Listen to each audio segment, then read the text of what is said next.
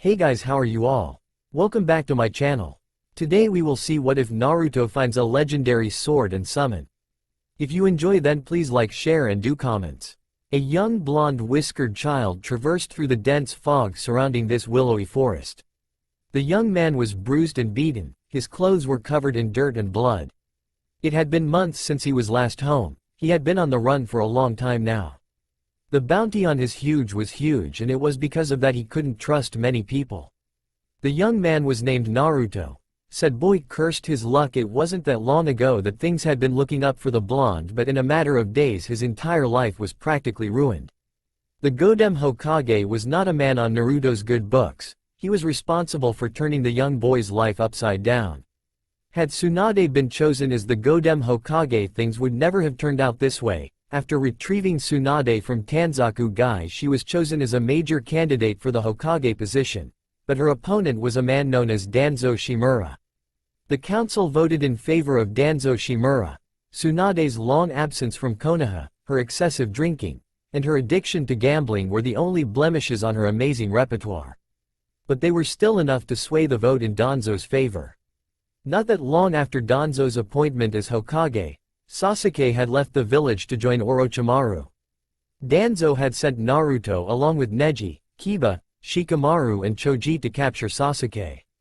Naruto knew he couldn't afford to lose this battle. The life of his best friend was on the line, and he made a promise of a lifetime to the girl he loved that he would return Sasuke to Konoha. In the end, Naruto met Sasuke in the Valley of the End, and after a long hard-fought battle Naruto was the victor. Though it wasn't much of a victory since the fight itself nearly killed Naruto, had it not been for the Kyuubi's power he would have died from the wounds he had sustained from Sasuke. Naruto was brought back to Konoha by Kakashi himself, and while he was resting in the hospital one day he was immediately arrested by the Hokage. He was placed on charges of assault and attempted murder on the Uchiha. He was of course found guilty, and as punishment he was to be placed en route and stripped of personality and free thinking by Danzo. He was being prepared to be the ultimate human weapon, but the day before Naruto was forcibly inducted into Root, Jiraiya and Tsunade came to his rescue. They broke him out of his cell, and they supplied him with a bag full of supplies. During the escape Danzo was made aware, and so he sent Root after them. Jiraiya and Tsunade could both sense the incoming threats, so they decided to stay behind to fend them off and buy time for Naruto.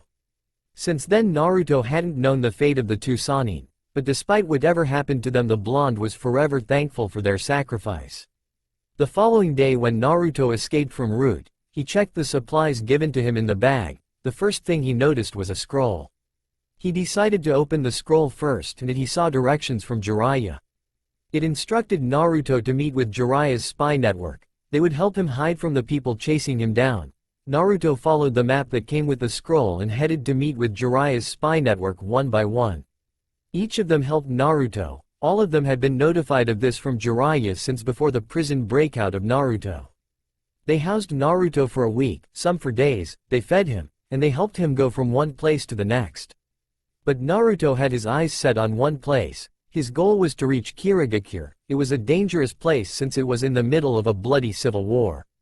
But nonetheless he knew this was the best place for him to hide since no one would dare attack the Revolutionary Army. With the help of Jiraiya's spy network they were able to slowly but surely smuggle Naruto into Kirigakure. Those months were long and arduous for Naruto, but they were a thing of the past. Now all Naruto had to do was find the Kiri rebel base and possibly join them, then he'll be able to find a home. But things were finally looking bright for the orange-clad boy. He began to hear voices grow louder in the distance the closer he walked. Maybe he finally reached the encampment. He walked as quick as he could to the voices, and eventually the fog began to thin out. Once past the fog Naruto looked around and found that he was by the encampment he was looking for. The revolutionary flags were waving, there was many camps around the area, and many intimidating ninjas walking around the place. A few noticed the arrival of Naruto and they decided to walk over to him just in case. He may look innocent and young, but for all they knew he could be a spy. The Mizukage Yagura was known to be a sneaky and relentless leader, so they had to take all precautions to make sure their organization wasn't going to be compromised. "Hey kid, what are you doing here? What do you want?" asked one of the men as he glared at Naruto. "I need to speak to Zabuza," he replied. The two men glanced and nodded at each other before turning back to Naruto. "We'll take you to Zabuza-sama, but we'll have to handcuff you just in case for precaution," one said. Naruto nodded, allowing them to handcuff him. The two led Naruto to a largest tent in the encampment. Inside the tent gathered 5 people huddled around a table which displayed a large map of the land of water. Naruto quickly scanned the room and his eyes immediately met with the one familiar face. It was none other than Zabuza, the first true enemy he encountered as a Konoha ninja. The battle at the bridge was a turning point in Team 7's ninja lives. It was then they realized the reality of shinobis. Team 7 was quite close to killing Zabuza during their mission in Wave, but just before Kakashi was able to land a killing blow to Zabuza, Gato had arrived with a large militia of hired mercenaries. He sent them to kill everyone in the bridge. Of course, this angered both Zabuza and Haku. The two rogue mist ninjas then changed their targets from Team 7 to Gato. With the rich man's evident betrayal, it meant there was no longer any reason for them to keep fighting Team 7. The demon of a man, and the ice user Haku managed to cut down and kill Gato and all his mine in a matter of minutes. After that entire fiasco, Team 7 parted in good terms with Zabuza and Haku. The two mentioned something about rejoining the rebellion effort, and this was what brought Naruto all the way to Kiri. With Konoha betraying him, he had no home to go to, and no matter where he went, he had a large target in his back. Many of Jiraiya's spies noted that Kirigakure would be Naruto's best bet to be able to stay away from both Konoha ninjas and the Akatsuki. Joining the rebellion would be dangerous, but at least he would be far away from his old home, and here he had a chance of cultivating his skills as a ninja. He placed himself in a position where it was to kill or be killed, but it wasn't all bad. After hearing of the stories about the Kiri's reputation for being the Bloody Mist, he knew that by going here to join the rebellion he would also be doing a service to people. He wasn't the type of person who could turn a blind eye to injustice, and so after months of traveling and hiding, he made his way to the last place he'd ever expected to end up in, the Kiri Revolutionary Army encampment. "Is that you, Naruto? What the hell are you doing here, brat?"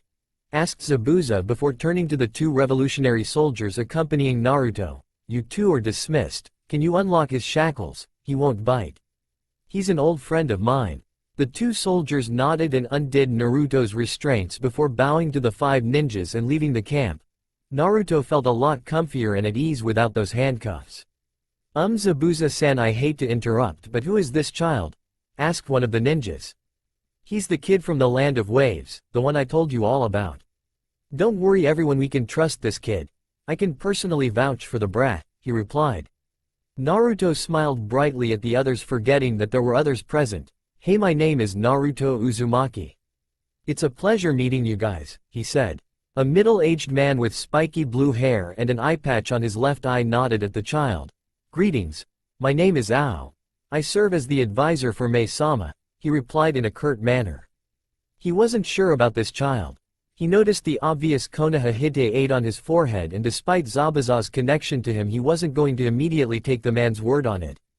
A large chunky man with 3 blue stripes adorning his round face spoke next. "Well, if we're having introductions, then I guess it's my turn. My name is Chukichi. I run the spy network and assassination department of our little operation," he said. After Chukichi's brief introduction, a tall, slender and feminine-looking man walked over to Naruto to shake his hand. The man had pale golden eyes and brown hair that reached down to his shoulders. "My name is Yu Takada. I serve as the frontline commander of our. Is nice to meet you, Naruto Uzumaki." Finally, Naruto's eyes landed on the sole woman in the tent. She was a tall, busty and beautiful auburn-haired woman. She had stunning green eyes which reminded Naruto of his crush back in Konoha, and her red hair reached down to her ankles. The young blonde was entranced as he noticed the young woman staring and smirking straight at him. It left him blushing and unable to maintain eye contact with the lady.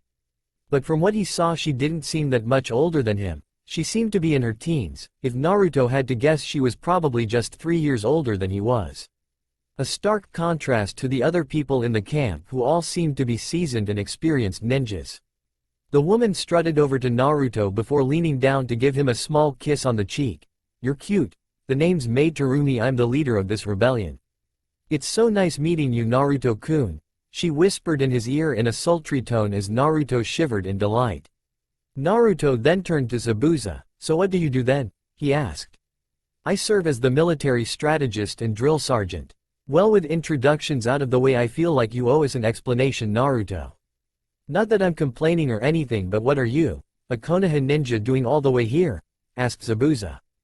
Zabuza was right, they deserved an explanation. Naruto told them the events that occurred over the past few months to varying degrees of shock.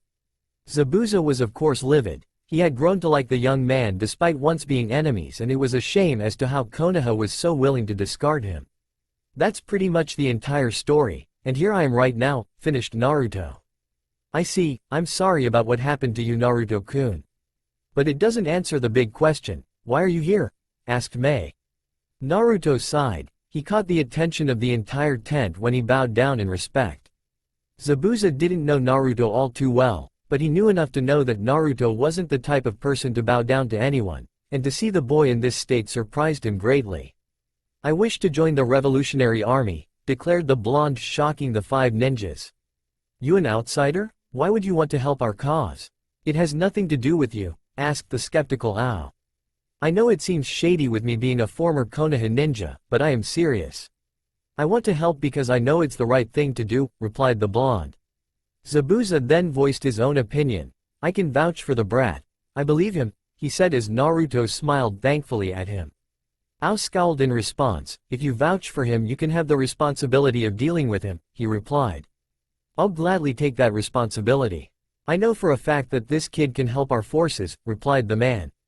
Naruto smiled in appreciation towards Zabuza. Mei then eyed the two before speaking. I see no problem in allowing Naruto-kun to join our ranks, but we have to know for sure what he's capable of. The risks of joining the rebellion are incredibly high. There's a reason why most of the troops we've recruited are seasoned shinobi, she said. I know for a fact that Naruto can fight. For Kami's sake he managed to defeat Haku, replied Zabuza. That does sound promising, Utakata added on before facing the young blonde. Now Naruto, could you please explain your skills and weaknesses as a ninja? We want to evaluate your skills so we know what kind of role you can have in our ranks. Naruto nodded in understanding. Hi Utakata-san. I'm pretty confident with my chakra levels, but my control isn't the best from what I've been told. Because of the amount of chakra I have, it is impossible for me to use genjutsu. I also don't know too many jutsus either, but the ones I do can keep me alive, he explained. I find it hard to believe that a child such as yourself can hold as much chakra as you claim, Ao mentioned skeptically. Well, I can, Naruto replied abruptly. Don't mind him, Naruto-kun. Ao-san has always been an unbelieving fellow, interjected Mei. Now what kind of jutsus are you capable of, Naruto-kun? I can only really do 3 jutsus, he said, causing Ao to scoff in an unimpressed tone. I can create shadow clones with ease. I can do an A-rank Konoha technique called the Rasengan, and I can also summon toads. The techniques mentioned by Naruto sparked a sudden interest among the council. 2 of the jutsus Naruto mentioned were synonymous with the Yondaime, and it was hard to believe a child such as Naruto would be able to use those techniques himself. Ao was the only remaining member of the council unimpressed. He just couldn't fully believe what the kid said without seeing it for his own eyes. If you claim to be able to do such jutsus, then surely you can show us? Naruto nodded and summoned a single shadow clone. Together the 2 of them formed the Rasengan on one of his hands, much to the shock of the Kiri ninjas. Well, I'll be damned, the brat actually did it, muttered Ao. Well, I guess he doesn't have anything else to prove then, Ao, said Zabuza.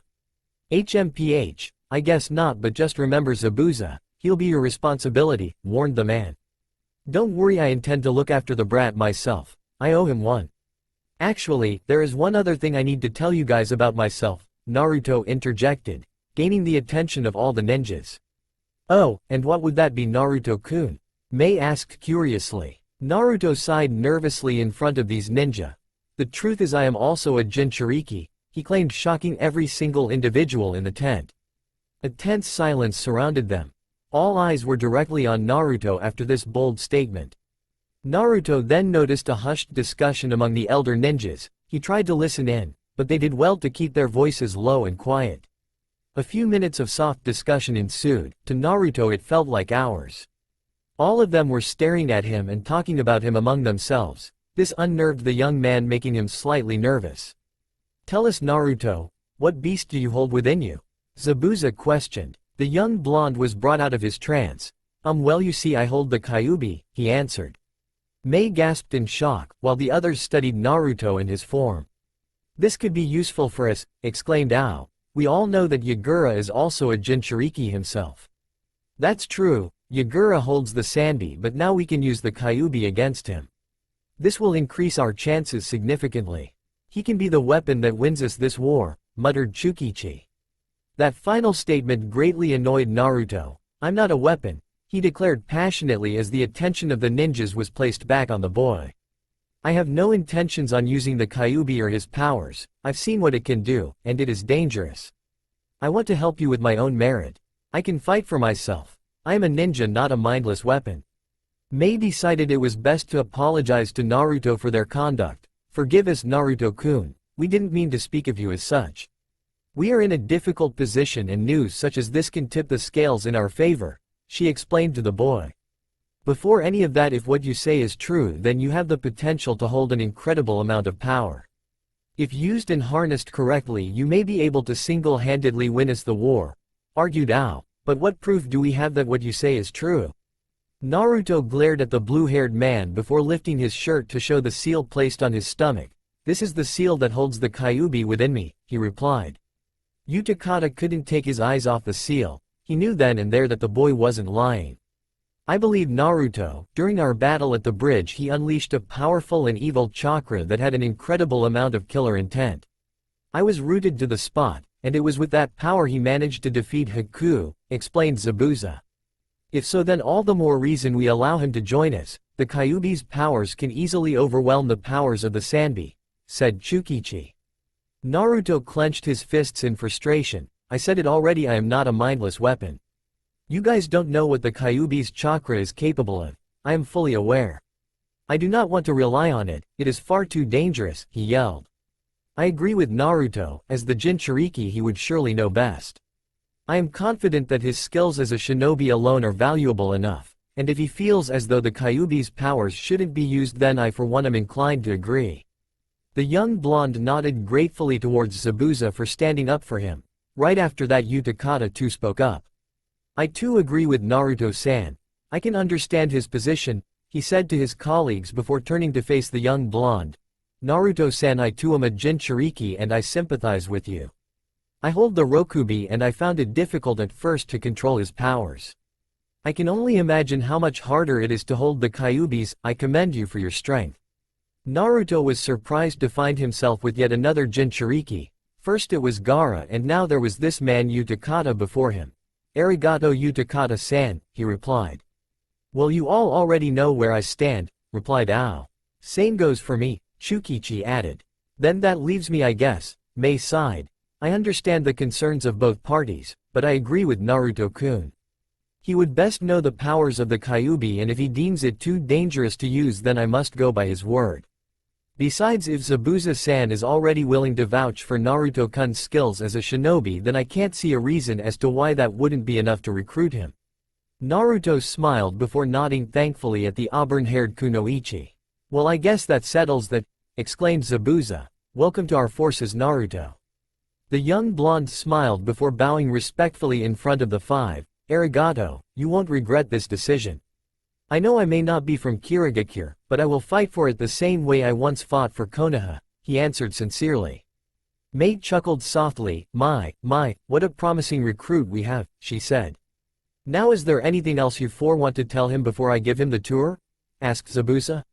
Hi Zabuza-san, as you already know, you will be responsible for the kid. But I also ask if Utakata could also help watch over him as a fellow Jinchuriki. If he doesn't want to use the fox's powers, at least let Utakata help him control and subside the Kyuubi's influence, said Ao. Very well, I must agree to that, said Mei as all the others agreed to it as well. Well, if that's all, then the two of us will be on our way. Zabuza walked out of the tent with Naruto in tow. The two explored the areas of the large encampment as Zabuza showed him to the infirmary tents, the kitchen tents, the sleeping areas, the latrines and other facilities around the encampment. Near the end of the tour they only had two final areas left to go, the weaponry and the training grounds. Zabuza decided to show Naruto the former first. The two entered a large tent within the camp. Once inside, Naruto's eyes couldn't help but widen at the sight of so many weapons. There were kunai, shuriken, swords, axes, explosive tags, and many other forms of weaponry. Here Naruto is where you go in the encampment to stock up on supplies.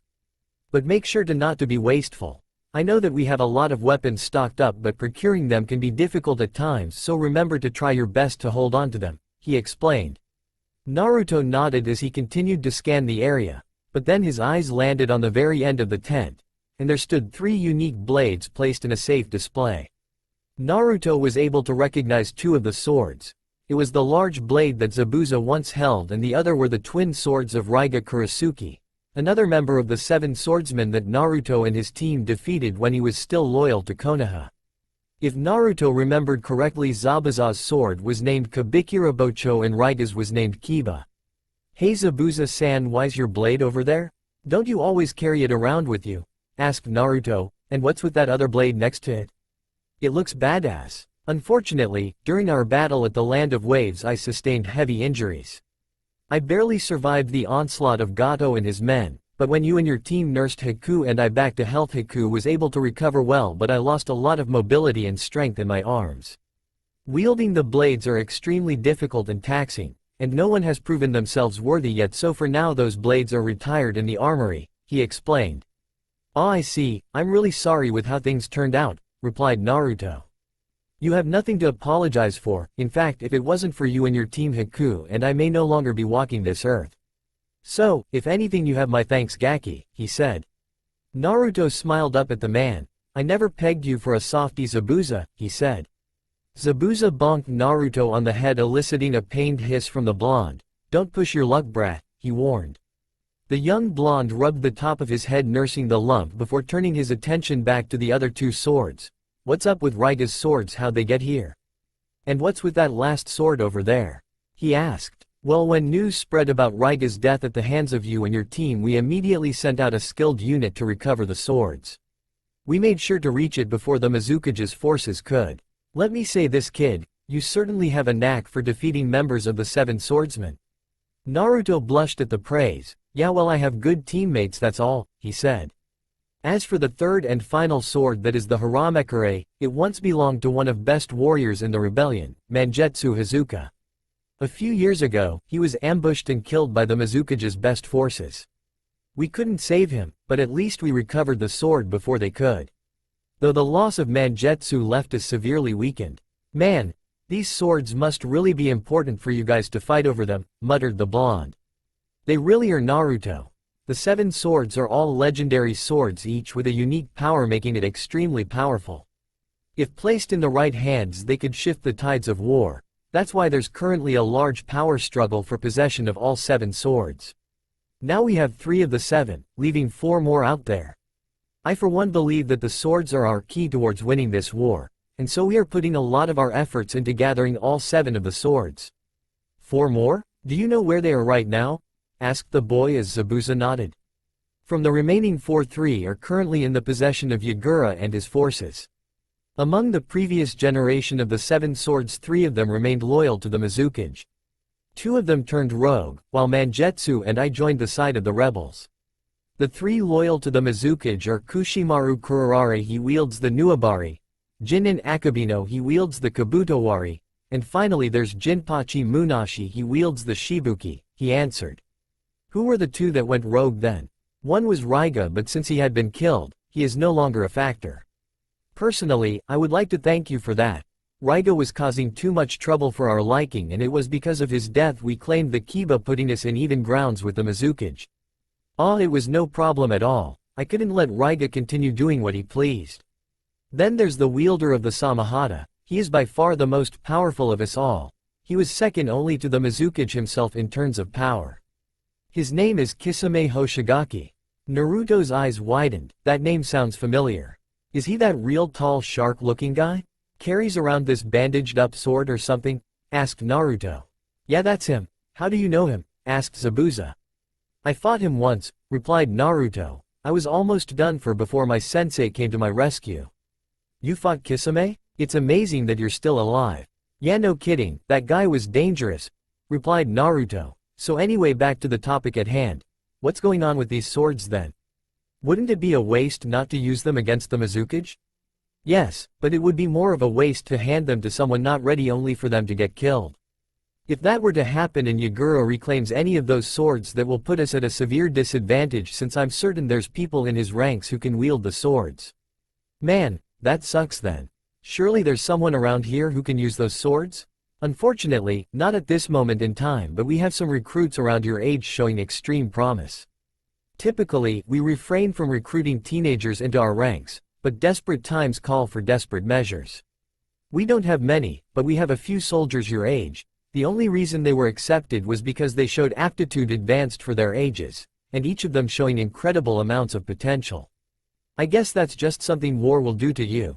It forces you to grow up quickly, he said. "Ah, I see, that's a shame," said Naruto, "but I guess there's no other way." "No, there's not. Now come on, I'll bring you over to the training grounds. There I'll introduce you to the rest of the kids your age. We train them to the bone to prepare them for things to come. Starting tomorrow you'll be joining those kids in action." "Hi, you can count on me, Zabuza." Training grounds. Naruto followed Zabuza through this thick mist as they traversed through this maze of a forest. Eventually the two found their way towards a large lake and a shoreline. There Naruto was amazed to see all these other teenage shinobi training around the water.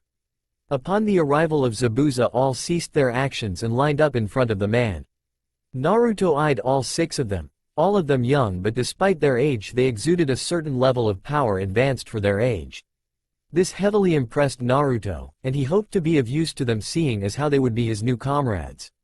His eyes then landed on one familiar figure. On the very end of the line was Haku. Naruto nodded towards her and she nodded back with a faint smile on her face. "Attention everyone, I have another new recruit who will be joining us starting tomorrow," said Zabuza as he pointed towards the whiskered teen by his side. "This is Naruto Uzumaki, and from this day forth he will be your comrade in arms. Please introduce each of yourselves to him. Pleased to make your acquaintance, Naruto-san. My name is Jugo. If you are ever in need of any assistance, make sure to let me know. I'll be more than happy to help a recruit such as yourself out." Naruto could tell just how kind-natured this guy was just by the tone of his voice. The young man known as Jugo was tall and muscular. Physically he was the most advanced out of all of them, and his bright and spiky orange hair added a few more inches towards his overall height. Next to speak up was a lean young man of average height. He had shark-like teeth similar to Zabuza's and straight white hair to go with it. "The name's Suigetsu Hazuka. I don't know you, but if Zabuza-senpai vouches for you I'm sure you can't be too bad," he said with a smug grin. A slender and fair-skinned girl spoke next. Naruto eyed her and noticed that she had wavy blonde hair and dark green eyes. "Nice to meet you, Naruto-kun. My name is Hotaru. I look forward to working with you," she said. Up next was another tall teenager. He had a fair complexion and messy gray hair. What immediately caught Naruto's attention was the bloodlust seen in his eyes. It somewhat reminded him of the Teme. "Kagura Karatachi," he said as he stared straight at Naruto, unnerving him slightly. "It's a pleasure to meet you, Naruto." A short and meek-looking kid spoke next. He wore glasses and his teeth also resembled Suigetsu and Zabuza's. He had messy blue hair and he spoke, or stuttered, in a very soft tone. "Hello, I'm Chojuro." "Nice to meet you, Naruto-san," he nervously stuttered. Then there was the final person. Naruto knew her by now and he greeted her with a smile. "It's good to see you again, Haku," he said as Haku nodded in return. "Likewise, Naruto-kun." Naruto turned his attention to the other 5 before nodding to them as well. "Yash, it's nice to meet you all. I look forward to working with all of you," he said. "I'll let you know now, Naruto, since I can no longer wield my sword, I act as a sensei for the new recruits now, and from this day forth I'll be training you as well as these brats. So, get ready for the training from hell," he warned in a menacing tone. With Itachi, the infamous Uchiha assassin, trekked down a beaten old path in the middle of nowhere. By his side walked his Akatsuki partner Kisame Hoshigaki. The two journeyed in relative silence. Itachi was never one to talk when it was unnecessary. News of Naruto's fight with Sasuke and subsequent banishment immediately spread amongst the Akatsuki ranks. Of course it was to be expected with a spy such as Zetsu. Itachi was obviously privy to the knowledge, and as such it left him with a sense of inner turmoil. Itachi's time in Konoha as a member of Anbu had him look after Naruto when he was just a boy, and he had grown to like the young man, seeing him as a sort of second younger brother. Of course, Naruto never knew his real-life identity, probably for the best since he was playing as an Akatsuki double agent. "It pains me to see you suffer for the foolishness of my younger brother Naruto-kun," he thought to himself, "but for your actions you have my eternal thanks. My brother might be a fool, but he was lucky to have a friend such as yourself." Itachi continued to walk through the old path. It was times like these that gave Itachi time to think. Things weren't looking good for Konoha. Danzo was the new Hokage, Jiraiya and Tsunade were imprisoned in the tightest prison in Konoha for their assistance in Naruto's escape, and Sasuke was now apparently taken in as Danzo's protege. All of which grew to anger the usually calm and composed Itachi. But just as his inner anger began to rise, a small crow summon briefly flew down to his shoulder. The crow began to whisper important information back to Itachi before dispelling. The rush of information made Itachi stop his tracks in surprise, gaining the attention of his partner. "Hey Itachi, you alright?" asked Kisame. Itachi turned to his partner and nodded. "I apologize, I was simply caught off guard by the news I was given," he replied. "Oh, so even you can be surprised. What was the news about anyway?" asked the former Kiri Nen. "Apparently Konoha is gathering resources for war," he coolly lied. "That much was a given if you knew Danzo, but fortunately for Itachi his partner had never met the old warhawk." Very interesting indeed," muttered Kisame. Itachi continued to walk by Kisame's side, but the shark man failed to notice the rare and uncharacteristic grin on his partner's face. "So that's where you're hiding, Naruto-kun. You've done well to hide yourself from the Akatsuki and escape our eyes. I must commend you, but worry not, Naruto-kun, your secret is safe with me," he thought to himself before briefly glancing on the gigantic sword on his partner's back. "I think I may have found a way for me to pay you back for your actions in saving my brother." 1 year later. The past year flew like a breeze to Naruto. Since joining the rebellion he never once slacked off. Every day he and the others would train. The only days they weren't training were whenever they were getting deployed for missions. It took Naruto a while, but after working hard and keeping his head down he managed to fully gain the trust of the others, most especially the ones close to his age. It had only been a year, but in that time, he managed to connect and learn more about his new comrades. From what Naruto learned, Suigetsu was the younger brother of Mangetsu Hazuka, the former wielder of the Haramekure. After the death of his older brother, Suigetsu decided to join to finish off the dream of his brother, the dream to free their country from Yagura's reign. Jugo, on the other hand, was a former Orochimaru experiment. Naruto was shocked to learn that his clan were the ones who held what would be the powers of the curse seal. But Naruto trusted Jugo with this power. He knew that Jugo would never openly harm someone without reason. Chojuro appeared to be an orphan on the verge of dying, but he was saved by Mei, and she brought him here to join the rebellion. As a means of thanking his savior, he chose to join their ranks. Hotaru was like Chojuro. She came from a prominent clan, but they were killed off by the Mizukage. While on the verge of death she was saved by Utakata and she joined the rebellion as thanks. Haku was Naruto's first friend among the group since they already had their past. She no longer saw herself as a tool, but she was still extremely loyal to Zabuza. By this time Naruto had managed to befriend and gain the complete trust among these people, but there was one individual who Naruto was still somewhat wary of. He tried his best to connect and get to know Kagura, but he was always quite distant, not just to him but everyone. He could tell that Kagura was a dangerous shinobi, and that he had incredible potential. But his attitude just reminded Naruto too much of his old teammate Sasuke. But Naruto could also sympathize with Kagura. Suigetsu had told him Kagura's story and he could understand why he acted the way he did. It turns out Kagura is the biological grandson of the Mizukage Yagura. Kagura's parents revolted against Yagura and for their betrayal they were executed. Kagura has since then run away from home and vowed to exact revenge on his grandfather. The death of his parents really affected Kagura, and the drive for vengeance made him strong. But despite all that, he and Kagura retained a level of respect for each other. Other than the new connections Naruto made, his training under Zabuza allowed him to progress tremendously. He was trained in taijutsu, shuri kenjutsu, genjutsu defense rather than genjutsu itself, since Naruto found standard genjutsu difficult. The focus of their training however remained with Kenjutsu and Ninjutsu. During their first day of training, Zabuza made Naruto use a piece of chakra paper to determine his elemental affinity. Zabuza was pleased to learn that it was wind, which happened to be his secondary element. He began to teach Naruto some wind techniques, and it was just recently that Zabuza discovered the true usefulness of shadow clones. With the use of shadow clones, they were able to bump Naruto's training up. Not only was Naruto learning wind techniques, but since they were in the land of water, they found it fitting for Naruto to also learn water techniques as well. The second focus of their training was with Kenjutsu. Zabuza made it necessary for all ninjas in their ranks to be reasonably skilled with a weapon for the moments when they are low on chakra. All the teenagers chose to wield swords, and this made things so much easier for Zabuza, with him being one of the greatest living Kenjutsu experts at this time. During Naruto's off time from Zabuza's training, he usually trained with Utakata. The man, being a fellow Jinchuriki, taught Naruto chakra control, knowing it to be difficult with their incredible amounts of chakra, and he also taught him to control his animalistic tendencies. Other than that, he also helped Naruto with his water elemental techniques, seeing how it was Utakata's affinity. During the off days when Naruto wasn't training with either Utakata or Zabuza, he and his clones would study and work on the scrolls given to him by Jiraiya, before he left Konoha. The scrolls were extremely useful since they contained valuable information regarding seals and barriers.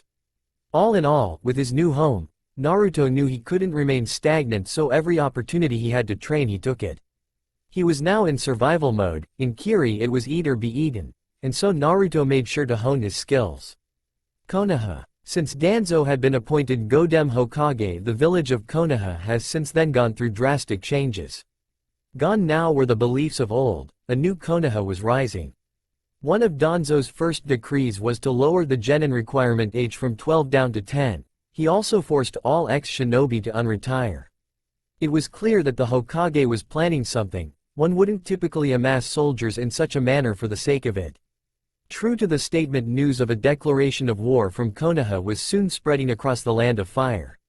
Just a week ago, the Hokage had bravely issued a retaliation against the Land of Wind, and more specifically Sunagakure, for their involvement in the attack from the Chunin exams. Truth be told, many expected this kind of move from Danzo of all people. Suna is the weakest it's ever been. An attack from Konoha wouldn't be unwarranted, and Konoha was significantly stronger than Suna. All factors pointing to only one logical conclusion for the old Warhawk: to conquer and annex Suna for their betrayal. With the loss of one Jinchuriki due to the interference of Tsunade and Jiraiya, this new plan gave Danzo an opportunity to capture another in its place. Although the Ichibi may be the weakest from the 9, it still has enough power to trample and terrorize a village. Danzo wouldn't let an opportunity such as this go to waste, and so once his forces had been gathered, he sent the newly appointed Case Cage a letter of intent. Of course, it wasn't difficult for Danzo's cause to be supported by the public. Many were still grieving from their attack during the Chunin exams, and so tensions were still high, and many of the public demanded punishment be brought down onto Suna for their betrayal. A demand Danzo was more than happy to comply to. As for Team 7, since the banishment of Naruto, the final member of the team was replaced by a rude operative by the name of Sai. Danzo had purposefully placed Sai in Team 7 as a means of keeping an eye on the last loyal Uchiha. The Hokage had high hopes for the Uchiha. With the Uzumaki gone, the person with the highest potential in the village was Sasuke Uchiha. As such, the Warhawk had taken him under his wing, training him and molding the boy in his ideas and teachings. He was proving to be a potential successor for Danzo, and of course Sasuke was more than happy to receive this level of training. Anything for the sake of power. Of course, with Sasuke now being Danzo's apprentice, he was immediately promoted to a Chunin. He, alongside the likes of Shino Aburame, Neji Hyuga, and Rock Lee, were all promoted by the Hokage himself from the latest Chunin exams, this time held in Takigakure. The loss of Naruto had affected Team 7 in a multitude of ways. Sasuke was by far the most positively affected. With the orange-clad ninja gone from his life, his goal to become stronger had been greatly hastened. Sasuke hardly cared at whatever happened to Naruto. For all he cared, Naruto got what he deserved for getting in his way. Kakashi, on the other hand, sorely missed the energetic young blonde. Team 7 just wasn't the same without him. He just hoped that wherever Naruto was that he was safe and alive. Kakashi was extremely disappointed in Sasuke for his actions against his teammate. It went against everything Kakashi taught them. But unfortunately for Kakashi, he was not able to argue about his team. The Hokage ordered him to lead them and he had no choice but to follow. Then that only left Sakura. She probably took Naruto's exile to heart the most. She didn't attend Naruto's court-martial. She hadn't seen Naruto at all since that fateful day in front of the Konoha gates. She could not muster up the courage needed to face Naruto or even visit him when he was in the hospital. She had only heard of the degree of injuries Naruto sustained trying to keep his promise to her. Deep down she felt that all this was her fault. She regretted not seeing him. To this day she worries if he's safe, or if he's even alive. Nearly all the Konoha 11 other than Sasuke, dearly missed Naruto. But the Sasuke retrieval mission and its repercussions left an indelible mark on the young ninjas. Many of which distanced themselves away from Team 7. A large majority of them placed the blame on Sakura for using Naruto's feelings for her, as a result leading to the banishment of their friend.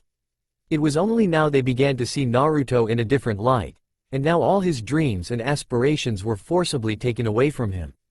The only ones who remained on friendly terms with Sakura were Team 10, and it was mostly due to her best friend Ino always vouching for her.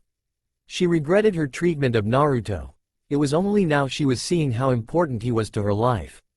Since he left, Konoha had gotten significantly quieter and livelier. Everything around them felt so gray and dull, especially with Danzo at the helm. Other than Naruto, she was also beginning to worry about her other teammate. The Sasuke that was brought back by Naruto was not the Sasuke she knew. He changed and she was beginning to question her love for him. She wondered sometimes how different things could have been if he left instead and if Naruto stayed. This new Sasuke was a lot more closed off, prone to anger, aggressive, cold and obsessed with power. It scared her to see what he was becoming. For the first time she began to regret her pursuit of the Avenger. Another year later. In that span of time the war for Kiri raged on, but things appeared to be on somewhat of a standstill. Both sides were fighting on even grounds, with neither successfully swinging the tides of war towards their side. For the most part both coalitions seemed to be evenly matched. But the rebellion had plans of changing that. Their spy networks had recently gathered a key piece of information. In the commander tents of the rebel encampment stood Mei, the young and charismatic leader of the rebellion. By her side were her two most trusted advisors, Zabuza and Ao. The three of them stood in front of a table holding a large map of the land of demons. Standing by the map were the soldiers summoned by Mei. There was Naruto, Suigetsu, Chojuro and Haku. The 16-year-old Naruto directed a question to Mei. "Mei-chan, why'd you summon us?" he asked. Chojuro and Suigetsu to this day are still shocked at how casual Naruto was with their leader. Granted, she wasn't that much older than them, she was still the figurehead of the entire rebellion. Mei was a dangerous ninja known far and wide, and she wasn't someone you wanted to piss off. Back in Kirigakure she was heralded as a genius and a prodigy. She held 2 Kekkei Genkei, the lava release and boil release. With her powers she quickly rose through the ranks and even becoming a Jonin by the age of 12. But of course, all that changed once the bloodline purges began to happen. She quickly escaped and rallied people to her cause. Mei chuckled at Naruto's sincerity. "Well, Naruto-kun, I'll have you know that we gathered incredible information that could give us the edge in this war," she replied, causing gasps from the young soldiers. "No way, what could it be, Mei-sama?" stuttered Chojuro. "Our spies have gathered that Yagura has sent 2 of his beloved swordsmen to the land of demons. They plan to kidnap and ransom the holy priestess of the land, thus guaranteeing the support of the land of demons. What I want to do is send a team of soldiers to intercept them and save the priestess. If all goes well, we could instead sway the land of demons to support our cause, and we may be able to retrieve 2 of the 7 swords," she explained. "If you don't mind me asking, Mei-senpai, who are the swordsmen he sent?" asked Suigetsu. "Yagura sent Jinpachi Munashi and Jinin Akabino, meaning we have a chance of securing the Kabutowari and Shibuki respectively." "Sounds like a walk in the park. So who are you sending with us, Mei-chan?" asked Naruto. "That would be us," answered Zabuza. "Ao and I will serve as the 2 leaders of this operation. We plan to separate into teams of 3 to attack and dispose of the 2 swordsmen. My team will hold Chojuro and Suigetsu, while Zabuza-san will have Haku and Naruto by his side, Ao added on. A fox-like grin formed on Naruto's lips. He was excited. This gave him the opportunity to test his own skills. He was no longer the same helpless little boy he once was. The war had turned the innocent young man into a hardened killer. Naruto still to this day hated killing, and he would try avoiding it if he could. But the war made him realize that sometimes it was better in the long run to end a life, and so because of that, if it ever came down to it, he wouldn't hesitate. The war had really taken a toll on Naruto. The young man had now seen the true side of war. He had grown accustomed to death, and it hardly bothered him anymore. Of course, all this death and chaos really influenced the teenagers. Naruto began to grow slightly more distant, and he even began to find vices that help him take his mind away from the horrors of war. The young man had taken a fancy to the life of adulthood. The way he saw it: if you old enough to kill, you were old enough to drink, fuck, gamble or smoke. True to that, Naruto had begun to pick up bad habits along the way. Having to witness the deaths of comrades over and over again in a regular basis sometimes drove Naruto to the bottle. He occasionally relieves the stress with a calming smoke or through physical pleasures. It had been a tough few years for the young man. Since joining the rebellion, he had been forced to grow up, and in doing so he was scarred. He needed an escape from the realities of the world, even for just an hour, just enough to keep him sane. Naruto had also grown physically through the years. He was no longer the 13-year-old squirt that arrived in camp a couple years ago. He had hit puberty finally and began to grow a couple feet taller. His frame and strength grew as well due to the intense physical training conducted by Zabuza. Gone was the orange jumpsuit he once wore religiously. Since joining the rebellion, Naruto had been forced to wear darker shades to protect himself from assassins. Now the young man wore a blue long-sleeved shirt. He accompanied it with camo pants and a pair of traditional blue shinobi sandals. Now stood a 16-year-old Naruto. He was no longer a little boy. He had grown up to become a man. "I'm kind of excited. When do we leave?" asked Naruto. "Now," replied Mei. "What do you see, Shien?"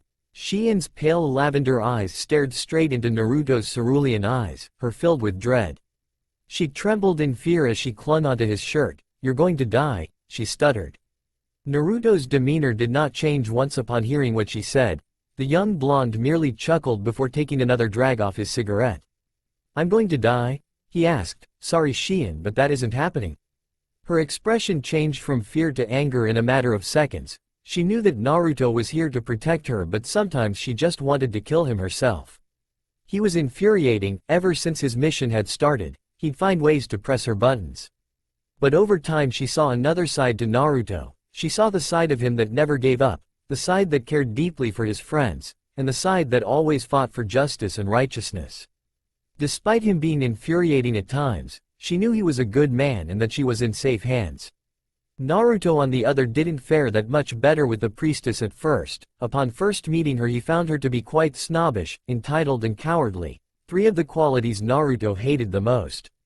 But despite their obvious annoyance with one another, as luck would have it, the young blonde was given the added responsibility of becoming Shien's personal bodyguard for the mission. But as time passed between the two, they began to grow less hostile with one another. Shien began to admire Naruto's courage and unwavering determination, while Naruto began to encourage Shien to let loose and have fun. On the other hand, the mission had hit a bit of a fork in the road. True to the intel gathered, the two swordsmen were spotted around the temple thanks to various surveillance measures posted by the rebellion. But as it turned out, their recon on the two gave away the enemy's plot, and from the sounds of things, this mission was far more important than just gathering two swords. Jinin Akabino and Jinpachi Munashi, the two swordsmen sent by Yagura, had apparently allied themselves with a cultist medical ninja by the name of Yomi. Their goal being to release the demon known as Morio, and according to the gathered intel, the group was on its way to the temple where Morio was sealed. Naruto and the rest of the group mutually agreed under no circumstances can they release Morio, and so the two groups along with Shien were in the hunt for the three of them. Naruto was placed in a group led by Zabuza, and with them was Haku and by default Shien. They were tasked with taking down Jinin Akabino, the wielder of the Kabutowari. The group was led by Ao, and he was accompanied by two of Naruto's closest friends in the rebellion, Suigetsu and Chojuro. Their mission was to take down Jinpachi Munashi, the wielder of the Shibuki. But the main priority of this mission was Yomi, but they knew that to get to him they first had to go through the two swordsmen. Today was the day before the big battle. The Kiri revolutionaries all camped inside the temple where Morio was sealed. They wouldn't let them past them to get to Morio. Today the group focused on resting to gather their strength, and to form strategies for the ensuing fight. Zabuza, having been a former colleague of theirs and fighting on their side for many years, had made the necessary tactics to maximize their odds of winning. Later during the night, watches were placed in shifts. At this moment Naruto oversaw the watch while the others were asleep in their tents. Naruto sat by the temple ledges on lookout. He had 2 hours in his shift until Suigetsu would wake. He was brought out of his musings once he heard a voice call to him. "You look like you need a bit of company." Naruto turned around and saw Shien. "What are you doing up this late?" "You can catch a cold at this hour," he replied. "I just couldn't sleep, I guess, and then I saw you standing watch and I decided I might as well keep you company," replied the priestess. Naruto chuckled softly before moving over in his seat to give her some room. She gladly sat by his side as they stared out into the night sky. "Thanks," he muttered softly as Shien briefly glanced back at the boy. "It was getting a bit boring out here myself, and I guess I could do with a bit of company." A few minutes passed as the two sat in silence. Both Naruto and Shien were far too entranced into the night sky. Stars were shining, and the full moon stood brightly. "I never got to say thank you," said Shien as she caught the attention of Naruto. His piercing blue eyes stared straight into her own, and it was only then she realized how much of a deep shade of blue they were. Her face reddened slightly enough for Naruto to notice. Naruto chuckled to himself as he saw the state of Shien. He wasn't as dense as he used to be. He knew that Shien was flustered and he decided to tease her a little bit. "What brought this out suddenly?" "I'm just doing my job, Shien-chan," he teased, causing the priestess' blush to grow deeper. "Shut up, Baka," she stuttered in response. Naruto loved teasing women. In his time in the rebellion he had grown like his former sensei, Jiraiya of the Sannin. Not to say he was as perverted as his master by any means. As he grew older, he began to understand why Jiraiya succumbed to temptation when it came to alcohol or growing up the way he did. Naruto wanted nothing more than to not feel alone anymore. Unknown to many of the revolutionaries, Naruto had an ongoing fling with Hotaru. The two kept it on the down low. There were never any feelings involved when it came to Naruto. He wasn't one to settle down. He had too many things to worry about, and a relationship would just distract him at this point. That, and he didn't want to drag other people into his own mess. He had a massive target in his back, and he guessed it would also carry over to his family if he were to have any. "You know I have no intentions of dying tomorrow," he sighed. Shien's eyes widened in shock. "You know my visions are never wrong. Why do you keep on insisting on seeing this mission through? You don't have to die, just run away or call for reinforcements to replace you or something," she exclaimed. "I can't and I won't. I wouldn't put the lives of other people in danger just to save my own hide. I didn't become a ninja to let other people fight my battles for me," he replied. A few stray tears cascaded down Shien's cheeks. "You're a good man, Naruto. Thank you for risking your life for me and for my land. I'm sorry for the way I treated you. I never deserved to be protected by you," she said as her body trembled in fear and sadness. Naruto placed one of his hands on hers to stop her trembling. "Don't say such foolish things. You're a good person, Shien, the right kind of person to lead your land. And like I said earlier, I can promise you I won't die," he said in a confident tone. Shien was left speechless. Her body burned up at the touch of his hands and her mind was reeling at his words. She knew herself that she was never wrong when it came to her predictions, but the way Naruto spoke, it had almost convinced her that maybe what she saw was a mistake. Never had she seen such confidence in a person. Naruto believed he wouldn't die, and for some strange reason or another, Shien began to believe it too. The priestess began to laugh softly as she scooted closer to Naruto. She placed her head on his shoulders, never letting go of his hand. "Well then you better promise me you come back. I won't forgive you if you prove me right," she muttered softly. Naruto's hand gently squeezed hers. "Don't worry, I never break my promises," he replied as thoughts of his old team surfaced in Naruto's mind. His promise of a lifetime. If anything, it felt like a lifetime ago when that happened. The following day. "Hey Naruto, Shien wake you too?" Naruto's eyes fluttered open as he saw his friend Chojuro standing in front of them inside his tent. "What's going on, Chojuro?" he asked. They've been detected, our targets are meant to be here in an hour according to our intel. So, get ready, we have breakfast ready so eat up, he said before leaving the tent. Naruto yawned loudly before wiping his eyes. He glanced to his left to see Shion. The priestess had decided to sleep in Naruto's tent from the night before just after their heartfelt moment during his shift of the watch. Of course, nothing had happened, but he allowed her to stay with him if it made her feel safer and if it gave her comfort. The young blonde began to shake the priestess lightly as she woke from her slumber. Another blush was seen on her face as she began to understand where she was. Memories of last night flashed before her, and even though nothing had happened between them, it was still the most romantic moment of her life. Being a priestess, she was shielded away from romance, focusing directly on her duties as a priestess. But then this random boy from the Kiri Revolution came around, and now things weren't as straightforward as it used to be for her. Hey Shion-chan, wake up, we need to get ready, apparently they'll be here in an hour, he said as Shion was removed from her flustered state. I see, in that case we'll be ready, she said before grabbing his hand, remember your promise to me. A small smile graced Naruto's face at the heartfelt moment between him and the priestess. He never expected them to be as close as they were, seeing how they practically hated each other during their first meeting. But here they were now. Naruto could see that she began to care for him, and even he had to admit he began to take a liking to the girl. Feeling a bit adventurous today, he slowly leaned in, capturing her lips with his own. Shion's eyes widened in shock as her body froze. She didn't expect something like this from him. It took her a moment, but once she regained her composure, she began to reciprocate the kiss. The two stayed locked in their kiss for a few seconds before Naruto drew back. Don't worry Shion-chan, I'll come back alive, he reassured. The priestess smiled back at the young blonde before leaning over to give him a big hug. She stayed in that position for a couple minutes, not wanting to let go. 1 hour later, Naruto stood in front of the temple's northern entrance, his hand directly on his sheathed katana. By his side stood Zabuza and Haku, and behind them in a safe distance stood Shion. The group was waiting for the arrival of their opponents. The second group, led by Ao and accompanied by Chojuro and Suigetsu, were stationed in the southern entrance. According to reports, Jinpachi Munashi was going to infiltrate through the south entrance, and as such the group led by Ao would be the ones to counter his attack. Meanwhile, Naruto and his team were waiting for Jinin Akabino to arrive with Yomi in tow. The young Naruto was unwavering in the face of danger. His sensory skills could feel the approaching enemy step by step as he inched closer to their location. And just like that, the four of them saw a silhouette in the distance.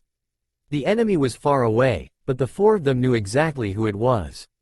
The man stood back, staring straight into the temple. From the looks of things, he seemed to know that they would be here to defend it.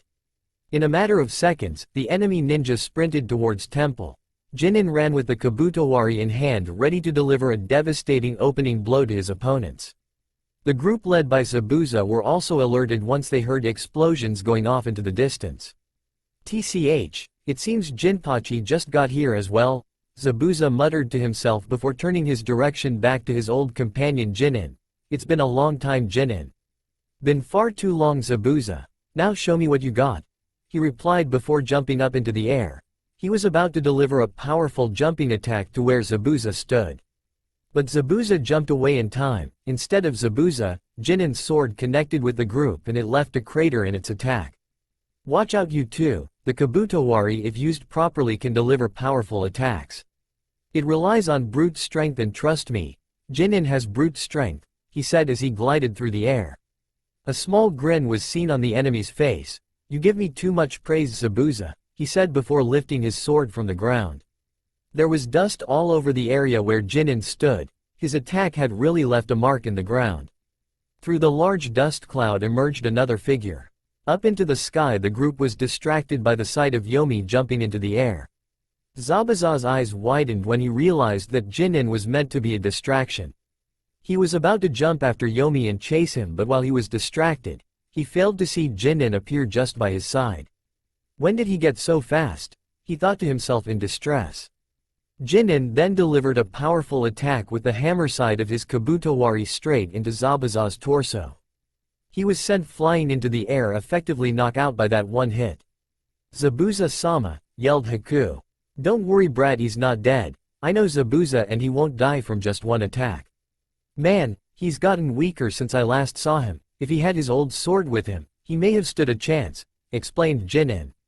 Naruto's grip on his katana tightened upon seeing Zabuza get defeated in one hit. This wasn't looking good for him, but it was not the time to start panicking. The young blonde steeled himself before turning to face his colleague, Haku. Haku, go after Yomi. Let me hand this guy, he ordered as he brought her out of her state of shock. But Naruto he defeated. But nothing Haku, just do as I said and trust me, he exclaimed before turning to face Haku. The ice user's eyes widened in shock as she saw the look of excitement in Naruto's face. She could see a large array of emotions running through the boy's face. There was excitement, a little bit of fear, but not a single trace of doubt. Just trust me, Haku. There's no way in hell I'm going to lose to this guy. Haku sighed before nodding at Naruto. Very well, I trust you, Naruto-kun, she said before jumping away to chase after Yomi. Now Naruto was left to fight Jinin, one-on-one. The swordsman began to laugh as he watched Naruto's interaction with his teammate. It was completely and utterly laughable to him that a complete nobody like Naruto believes he had a shot of winning against him. You're a ballsy little kid, aren't you? He said before releasing a large amount of ki into the air. You better say your prayers, brat, since I don't take too kindly to insults, he said before jumping towards Naruto about to deliver another attack. The young blonde saw this coming and jumped back a few meters as he weaved through hand seals. Water release. Water fang bullet, he yelled as he sent compact projectiles of water hurling towards his opponent. Jinin used his sword and with its axe side simply sliced through the large body of water. You're going to have to do better than that to beat me, brat, he yelled. TCH, damn, this guy is strong, he muttered softly before quickly going through yet another string of hand signs. Water release. Water dragon bullet technique. A large water dragon emerged from the nearby bodies of water and was sent flying straight to his opponent. Jinin grinned manically as he watched the jutsu come hurling towards him. Not bad, kid, but not good enough, he said as he weaved through his own seals. Earth release. Earth-style wall, he yelled as a large wall of earth sprung forth from the ground to shield him from Naruto's attack. Now it's my turn. Earth release. Earth flow spears. Spikes began to shoot up from the ground.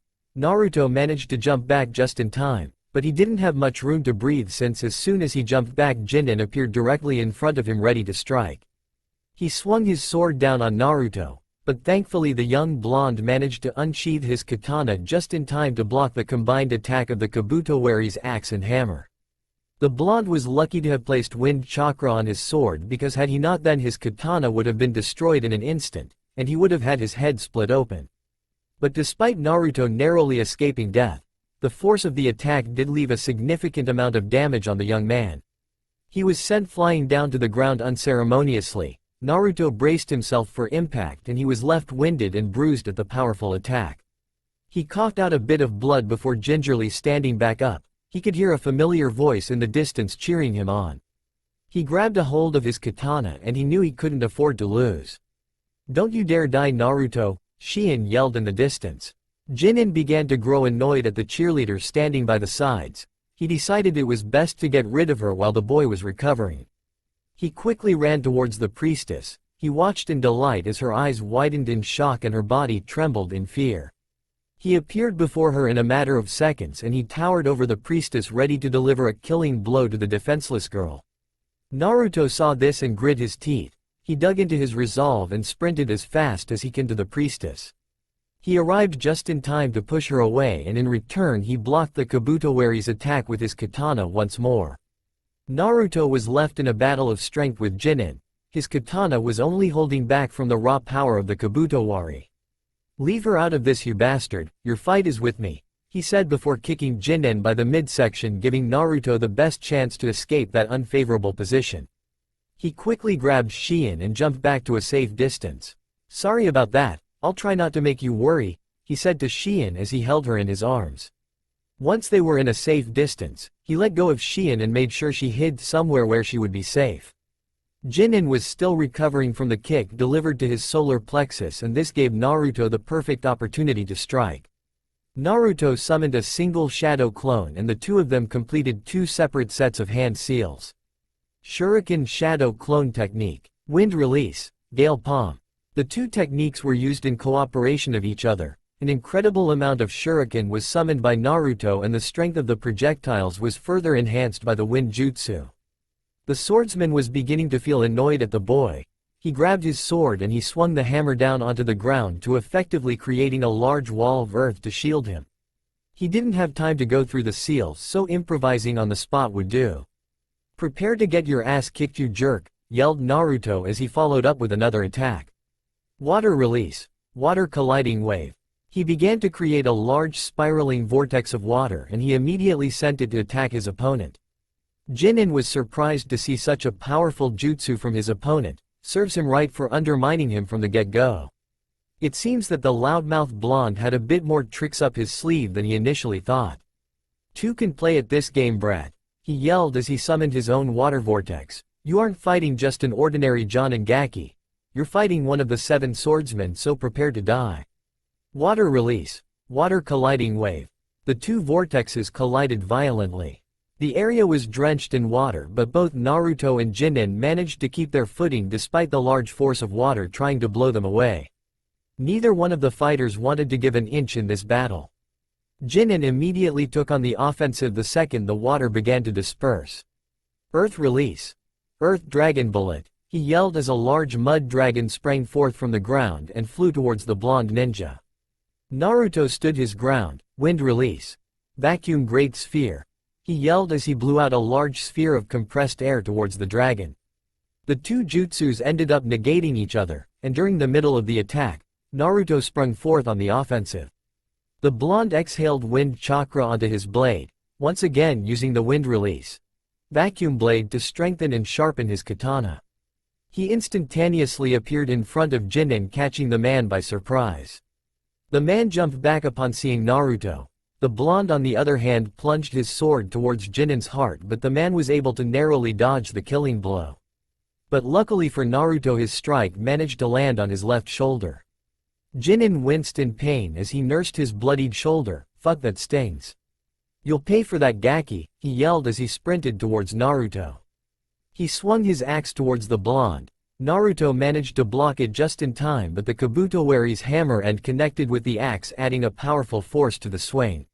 For the second time this fight, Naruto was unable to hold his ground from the devastating attack and he was sent flying like how Zabuza was a few minutes ago. TCH, that should keep his ass down. Now where the hell is that priestess? He muttered to himself. Jinnen briefly closed his eyes and began to search for Shien's chakra signature. He later found her hiding somewhere within the temple. But just before he could walk inside the temple, he heard a raspy voice scream from afar. "I told you that your fight is with me, and as long as I breathe, I won't let you harm Shien," Naruto yelled in the distance as he prepared as a large amount of water began to gather by the blonde. Shien watched from afar in awe of the fight. She felt utterly helpless in this situation. Naruto was out there fighting and risking his life as she sat there only to be protected by her fellow blonde. She wanted nothing more but to help Naruto, but she knew that she would only hinder him. He needed to fight him without having to worry about anything or anyone else. Water release. Great waterfall technique. Naruto expelled an incredible amount of water in the shape of a waterfall down onto Jinnen. The man's eyes widened as he braced himself for the incoming attack. The large water jutsu connected and Jinnen had to use all his strength and an incredible amount of chakra on his feet to keep himself from getting washed away by the powerful force of the water. The attack left Jinnen heaving and soaked in a mixture of blood and water, and yet he continued to stand strong in front of his opponent. Then in front of him jumped Naruto, but the blonde was too slow. Jinnen managed to impale him with the Kabutowari. Shien watched in fear as Naruto was impaled by the sword. "Naruto," she yelled in distress as tears fell from her face. This was the exact scene her vision foretold, and despite all of Naruto's promises it appeared that her vision had come to fruition. She dropped down to her knees as she screamed in agony, tears cascading down her face.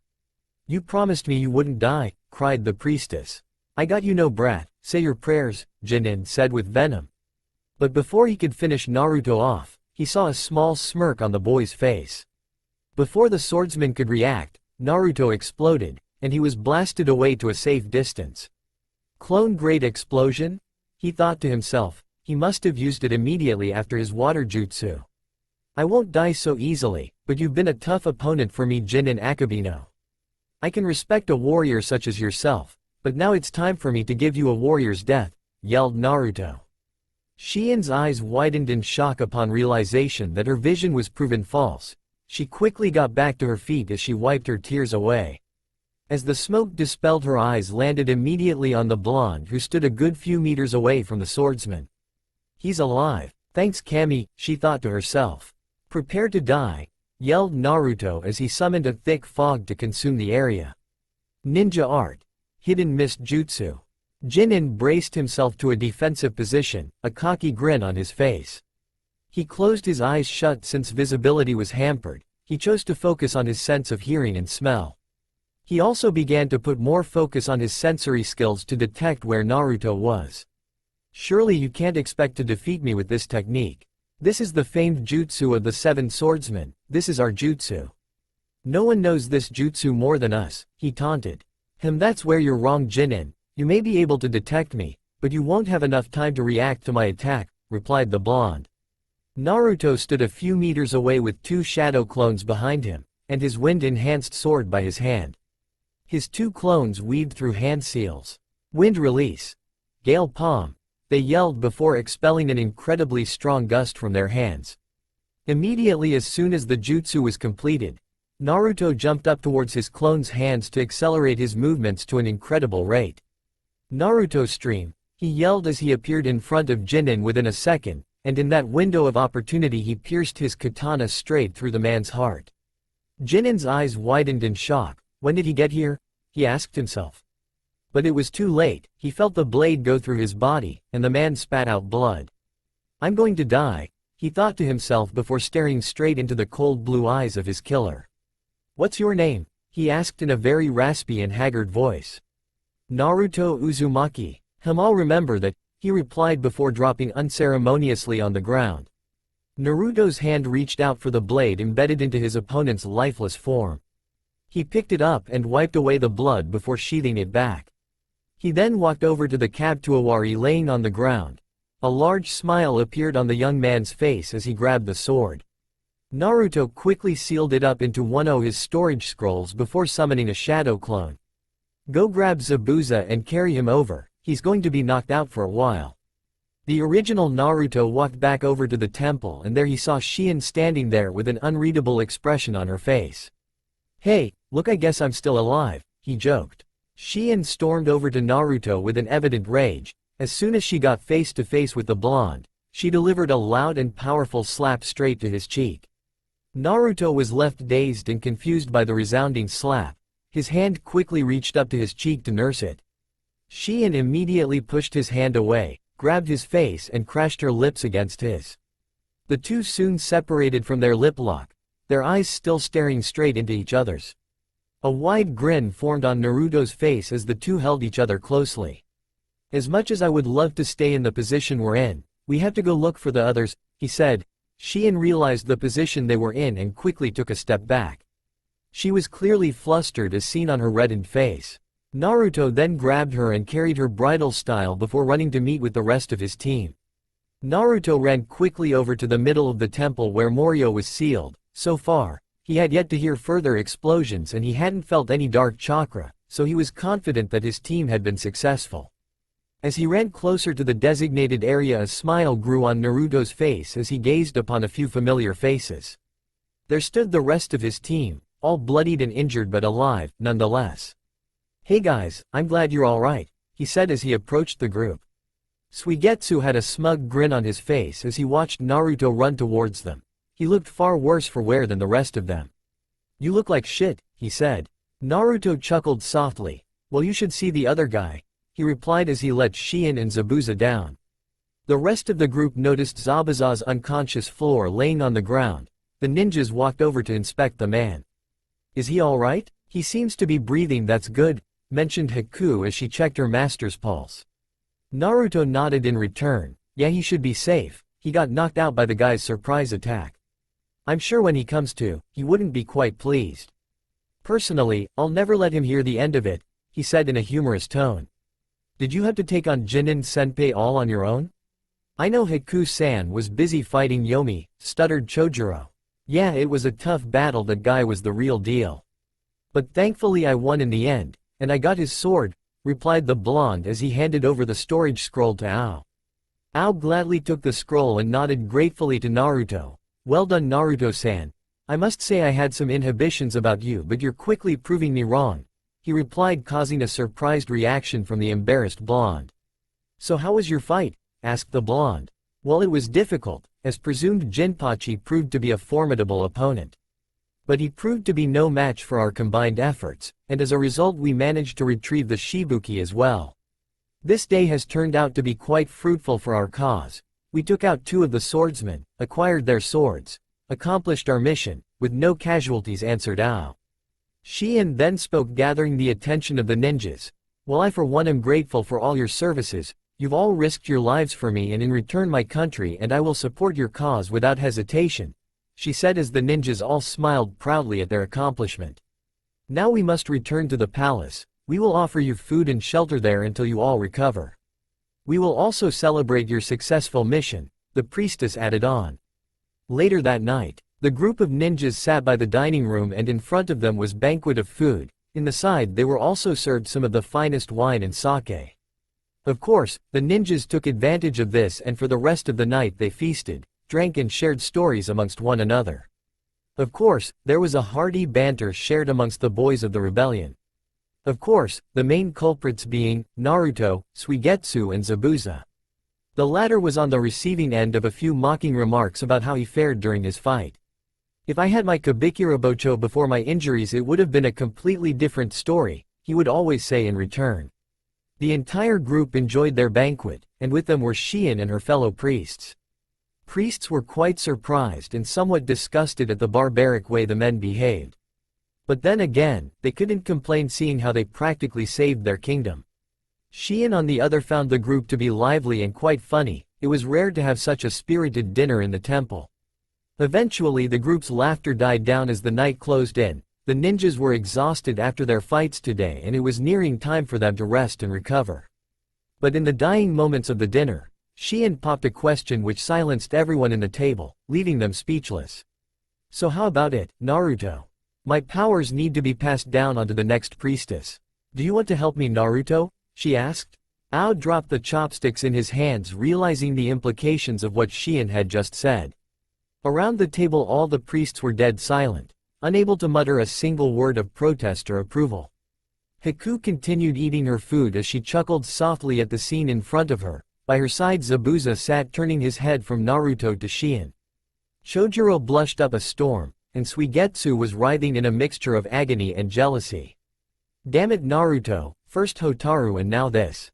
I'd been hitting on Hotaru for months and all I ever get is a slap to the face. How the hell did you seduce the priestess, you lucky bastard? He yelled in distress. Naruto continued staring at Xian's face during the entire encounter. He chuckled as he admired the amused look on her face. He shrugged in response as he replied nonchalantly, "Yeah sure," with Naruto. After the dinner had finished, Naruto had followed Xian to her personal room within the temple. He knew exactly what was going to go down, but inside he had a few inhibitions. He knew Xian was infatuated with him, and to be fair he was as well with her. But a part of him knew that they couldn't have a proper relationship. He wasn't one to settle down. The two blondes sat by the edge of the priestess' bed. There was an awkward silence hanging above them, and before anything else Naruto engulfed both her hands with his. He stared straight into her eyes and he could see just how flustered she was becoming at how quick everything was. "Xian-chan, before anything happens, we need to have a talk, about this and about us," he said. The priestess was too flustered to respond, so instead, not trusting her voice, she nodded instead. Naruto continued holding her hand as he breathed out a long sigh. "Xian-chan, I really like you. You're a beautiful and amazing girl, but I just don't think I can give you what you want. I know you want a relationship, but I'm just not that kind of guy. At least not now, and probably not for a very long time. I know I promised I wouldn't die, but in my line of work death is something you can expect, and I wouldn't want you to continue worrying about me every day of your life," he said as tears began to cascade down Xian's cheeks. The priestess removed one of her hands from Naruto's grasp and used it to caress his cheek. "I know about all that, and I don't care," she replied. "But you should, and to be completely honest with you, Xian-chan, I don't know if I can ever reciprocate your feelings to me fully. You deserve someone that will love you, but I can't be that guy. Shien's eyes widened as she realized what he meant. You're still in love with another girl, aren't you? She asked. Naruto nodded meekly. Yeah, I am. But unfortunately, she will never return my feelings. Hell, I don't know if I'll ever get to see her again anyway, he said in a melancholic tone. Why can't you just move on? She asked. I honestly don't know. There's been times where I could just fully move on with someone else, but every time that happens a part of me can't. I don't know what it is. I can't get her out of my stupid head. What was she like? The blonde ninja chuckled mirthlessly. Well, she was my teammate a long time ago, and she was one of a kind for sure. She was smart, strong, and under her tough exterior she was kind. But I know it'll never happen. She's in love with my other teammate.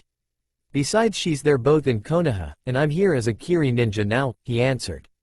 You were from Konoha? Yeah, it's a long story. One I'd rather not revisit, sorry. Shien nodded in understanding. Don't worry, I understand, Naruto-kun, she said before capturing his lips with her own. But remember, despite all that, let me tell you one thing. You deserve happiness, Naruto-kun. Even if it isn't with her, or with me, you still deserve to be happy, and don't ever forget that. He smiled as he captured her in a tight hug. Thank you, Shien-chan, I really mean that, he said. I want you to promise me. Promise you what? Asked Naruto. I want you to promise me that you'll be happy one day. He chuckled in response. You know I can't break promises. Alright, I'll promise you, Shien-chan, he replied. The priestess caressed his whiskered cheeks one more time. I want to be with you, Naruto-kun, but I know that probably won't happen. But while you're here, please let me be loved by you, she pleaded. Naruto kissed Shien passionately, and throughout the night the two made love to each other. It was intense being the priestess' first time, but Naruto was gentle to her. He turned her into a woman, but during the entire experience he catered to her since it was a special moment for Shien. Inside he felt a bit guilty. He knew he couldn't control his feelings. He wanted to give the priestess all the love and affection she deserved, but he knew he couldn't love her when he obviously yearned for another. In a way he felt strongly for her, but it couldn't equally reciprocate her feelings. This scenario has happened in the past for Naruto. He's had women in his life come and go. He tried to love them, but he knew he couldn't love them the way they deserved. At first it was Hotaru, one of his closest friends in the rebellion. The two had gotten close as friends initially, but eventually she caught feelings for her fellow blonde. Naruto tried his best to reciprocate his feelings for her, but it just wasn't there for him. Like Shien, he felt strong emotions for her, but they just weren't enough. Instead, the two opted for a stable relationship as friends with benefits. The war had forced the group of teenagers to grow up quicker than most, and it was during these times of trial Naruto and Hotaru would find each other for physical comfort. Second was Shizuka. She was a warrior princess Naruto had come across by the forestation surrounding Nadeshiko village, the village of women. The two had fought a fierce battle with Naruto barely winning in the end, and eventually their rivalry blossomed to friendship, which later evolved into physical attraction.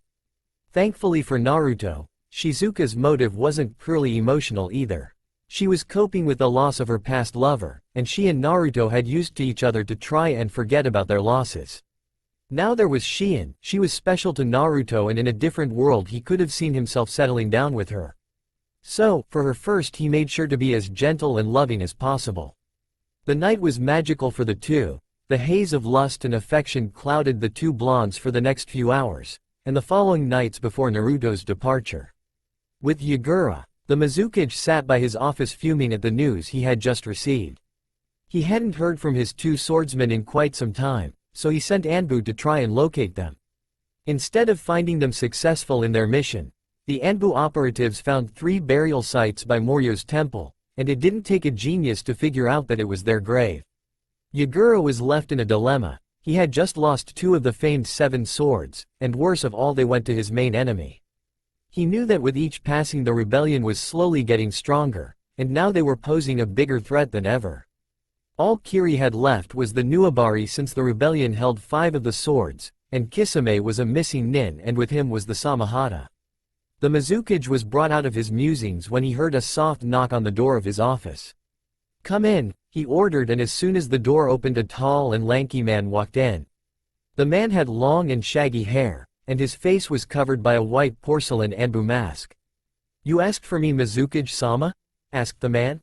The Mizukage nodded. Hi Kushimaru.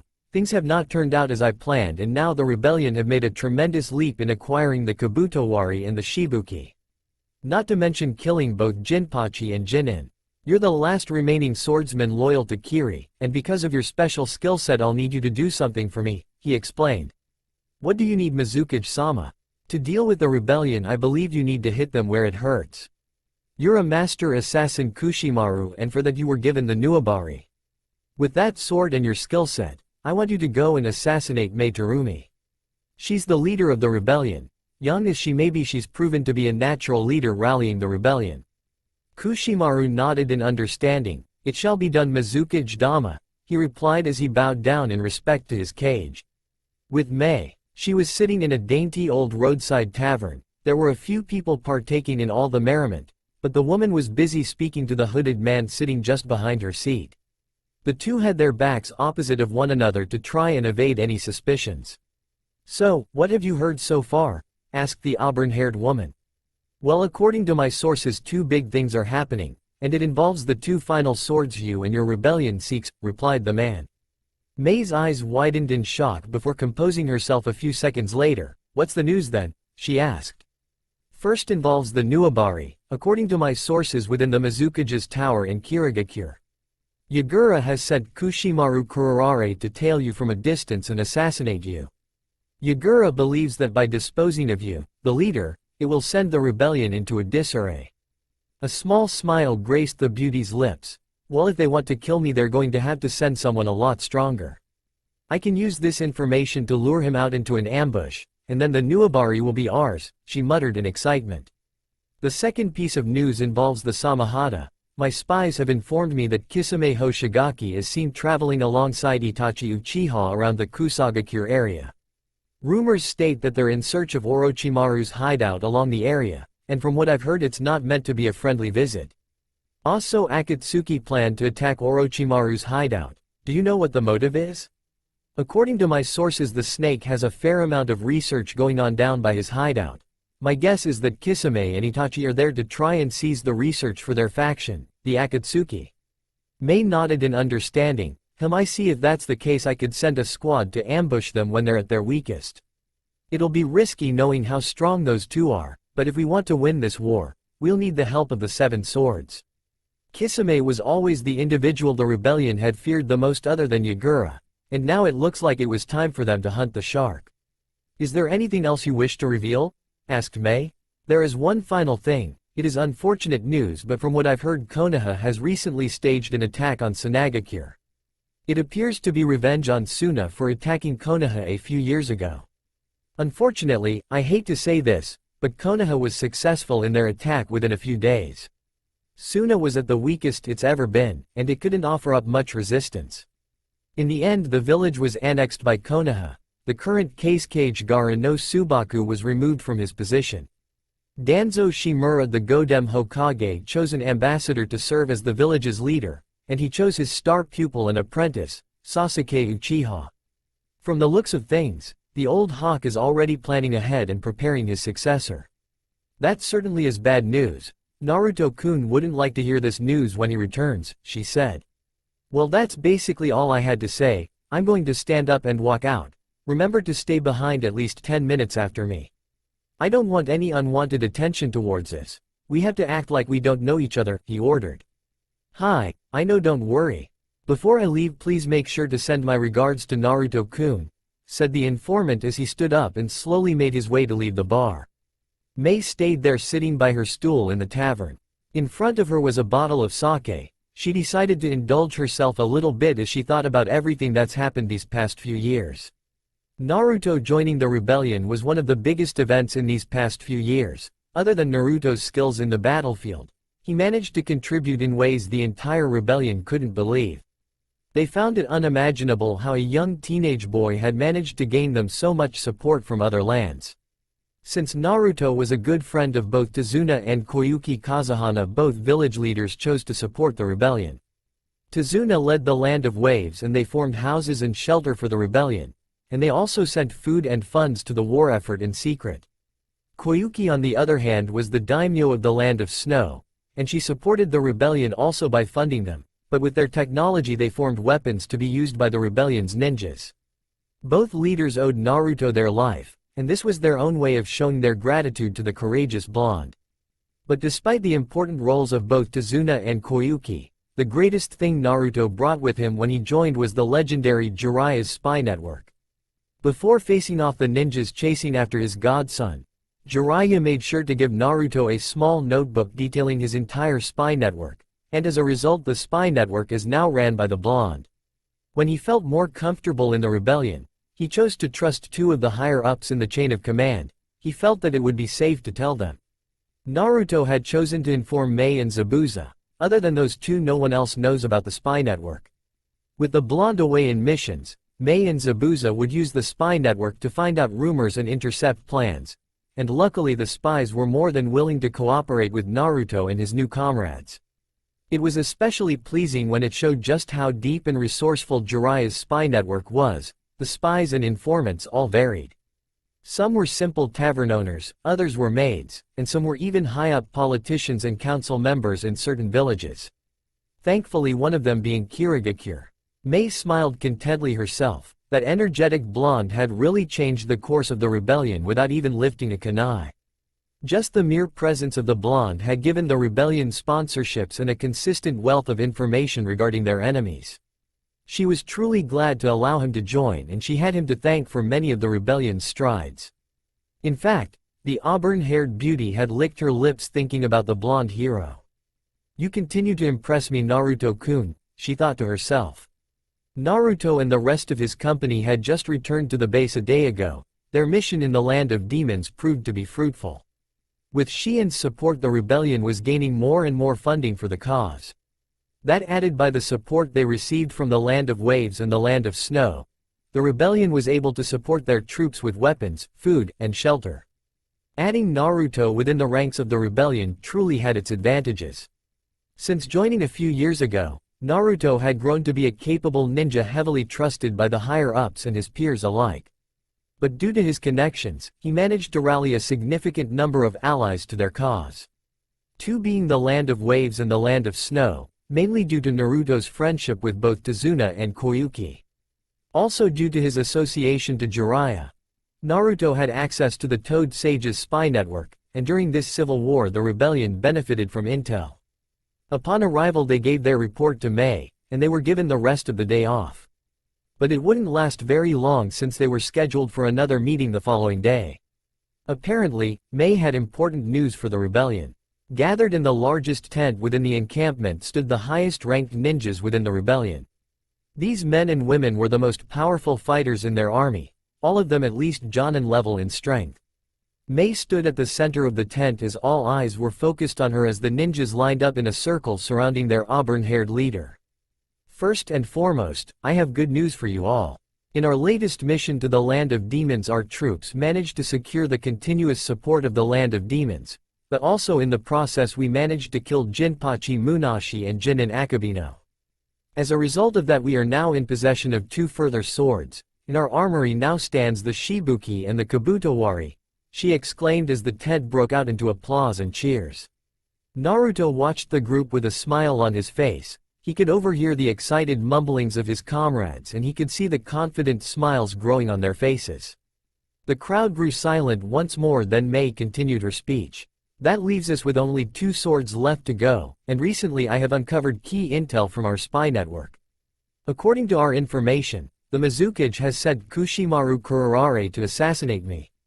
Not only that, but also there have been rumors of Kisame Hoshigaki traveling to Kusagakure to attack one of Orochimaru's bases. With knowledge on these two, this gives us the opportunity to strike, and if we are successful, we can gather all 7 swords. If what you say is true, then we must be extra cautious, Mei-sama," said one of the ninjas in the crowd. "I agree, Kushimaru Kurarare is a skilled assassin. I used to work with him in Anbu and he is dangerous. If he is after you, you mustn't let your guard down," said another man. Mei nodded in agreement. "Do not worry, I am confident in my skills to defeat Kushimaru Kurarare. This will be a gamble, but my plan for him is for me to act as bait.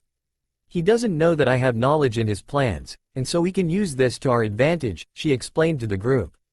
"That could work, Mei-sama, But regardless, I believe we should station 2 secret bodyguards with you for the meantime." The woman smiled at their protectiveness of her. She was touched because it showed that they respected her as their leader. She knew she was young and underqualified to be a leader among some eyes, but she was arguably the most powerful ninja among all of them. Not only that, but she was the symbol of the rebellion, and so despite her youth and inexperience, many grew to respect her in time. "Don't worry, I've already decided on who shall be my 2 bodyguards. I've chosen for both Chukichi and Ao to watch over me. According to our information, Kushimaru Kurarare should be here in around 3 days, and when he does, I will lead him to his own death." "Very well, Mei-sama. I will trust in your judgment in this matter." A few other mumblings of agreement spread amongst the group. Majority knew of how strong Mei Terumi was, and from her confident tone, they could already tell she's laid out an intricate plan. They knew better than to doubt her, so instead they placed their trust in her. "What about Kisame Hoshigaki? What plans do we have for him?" At this very moment, Kushimaru Kurarare is traveling with Itachi Uchiha by his side. The 2 are on their way to Kusagakure to steal Orochimaru's notes, research and experiments, she explained. Jugo watched silently with Hotaru and Haku by his side. The latter too noticed Jugo tense and clench his fist upon hearing Orochimaru's name. Haku glanced at his fellow comrade, offering him a comforting smile, while Hotaru patted him in the back. "Thank you, it's just hard to hear his name again since it brings out anger in me. And I'd rather not get angry again, it's been a while since I've had to use it," he said, earning a nod of appreciation from the 2. On another side of the circle, Kagura, he was by himself as he listened intently to Mei. Thoughts about the Samahata suddenly sprung up in his mind. Among the 7 swords, the Samahata was considered the strongest, with only the Haramekure able to properly challenge it in strength. A vicious grin spread upon the young man's face. "If I can get my hands on the Samahata, then I can finally avenge my parents. My grandfather will not stand a chance," he thought to himself. Mei's voice rang out once more, capturing the attention of the audience. "Their attack on the base will not be easy since it is one of the most heavily guarded bases Orochimaru holds. I plan on sending a large group of our ninjas to ambush them as soon as their fight is finished," she explained. "Who do you plan on sending, Mei-sama?" "That will remain to be a secret for now. I plan on discussing it with my advisors, and later tonight I will send for the shinobi that will take part in this mission. Once this meeting is over, I advise for all of you to rest but remain alert, since if you are called you will have to leave as soon as possible," she answered. Mei sighed in grief for what was to come next. Good news aside, she also brought with her some bad news. Recent news from Jiraiya's spy network had brought with her news concerning Konoha, and none of it good. She had heard stories of Konoha's tyrant of a Hokage, Danzo Shimura, and it was safe to say he lived up to his reputation. She quickly glanced to Naruto. She knew he wasn't going to like the next bit of news. But good news aside, there are some bad news as well. It was made known to me that just a few days ago Suna was attacked and annexed by none other than Konoha, she said, causing a loud gasp amongst the crowd. Her gaze focused on Naruto. The blonde seemed calm and collected in the outside, but Mei could tell that he was seething in anger. As of right now, Konoha controls Suna and has placed troops around the village to ensure obedience. They had defeated and imprisoned the current case Kage, the Ichibi Jinchuriki Gaara no Subaku, she continued. Naruto's eyes widened upon hearing his old friend's name. He was glad to hear that Gaara had gone on to become case Kage, but he was livid at Danzo for his actions. Danzo had been the one responsible for the disappearance of both Jiraiya and Tsunade, and he was also the one who banished Naruto in the first place. It was safe to say Naruto had a bit of a grudge against the current Godem Hokage. This is what concerns me, since I visited 2 other trusted sources and I learned 2 bits of disturbing news. Danzo Shimura, the Hokage of Konoha, has now set his eyes on Takigakure. According to the intel, Konoha is attempting to gather themselves new Jinchuriki with the loss of Kyuubi since Naruto-kun left and joined us. They've gathered the Jinchuriki of the Ichibi, and now they're targeting a kunoichi named Fu. She is Takigakure's Jinchuriki and she holds the Nanabi. That bastard just sees us as weapons. If I ever get the chance to fight that bastard, I will make sure he dies by my blade. He's caused nothing but pain and suffering, the blonde thought to himself. Other than Takigakure, apparently Danzo is also keeping an eye on Kirigakure. We've learned that he's waiting and biding his time until the end of the rebellion when either of the winning side is at its weakest. When that moment comes, he plans on attacking us and annexing our land as he did with Sunagakure, she finished as the camp burst into a loud argument. There was an obvious state of panic amongst the shinobi. It was no secret that among the 5 great ninja nations, Konoha was considered the strongest. Iwa came in second, Kumo in third, Kiri in fourth and Suna in fifth. The military of Konoha was extremely powerful, while Kiri's was divided and left fighting against one another. Kiri is the weakest it's been for many years because of the division brought on by the bloodline wars. If fighting the Kiri government wasn't difficult enough already, having to fight Konoha afterwards would be near suicide. Amongst the rabble and disarray stood Naruto. He stood silently as he watched his comrades bicker and argue among one another. He saw Mei in the center trying to invoke order between the shinobi. Eventually the blonde's patience ran out. He released an incredible amount of chakra and ki into the air, causing all the men and women inside the tent to grow silent. Intimidation. This wasn't something Naruto used very often, but it was a useful skill for times like these. He could see all the attention turned to him. Some of the men and women had a shiver at the incredible potency of Naruto's chakra, while others had goosebumps run across their arms at the frightening ki released by the blonde. Zabuza was among the few that remained unfazed. He chuckled softly as he watched his blonde student. He has the ki to match any of us in our prime, he thought to himself as a small grin curled on his face. You may just have a bright future in swordsmanship, brat. Naruto slowly paced to the center of the room by Mei's side. I know all of you are scared right now. I know exactly what Konoha is capable of. I know it better than most. I was once a Konoha ninja after all. But despite the odds, I know we can win. They fight for nothing but power. We fight for something bigger. We fight for the freedom of people and for the justice this country deserves. Their lust for power cannot defeat our ambition. We cannot let Konoha divide us further. If anything, it should unite us to stand as one and prove the world wrong. He yelled as the shinobi were stunned. The Kiri ninjas felt ashamed. It took a Konoha foreigner to bring them out of their panicked stupor.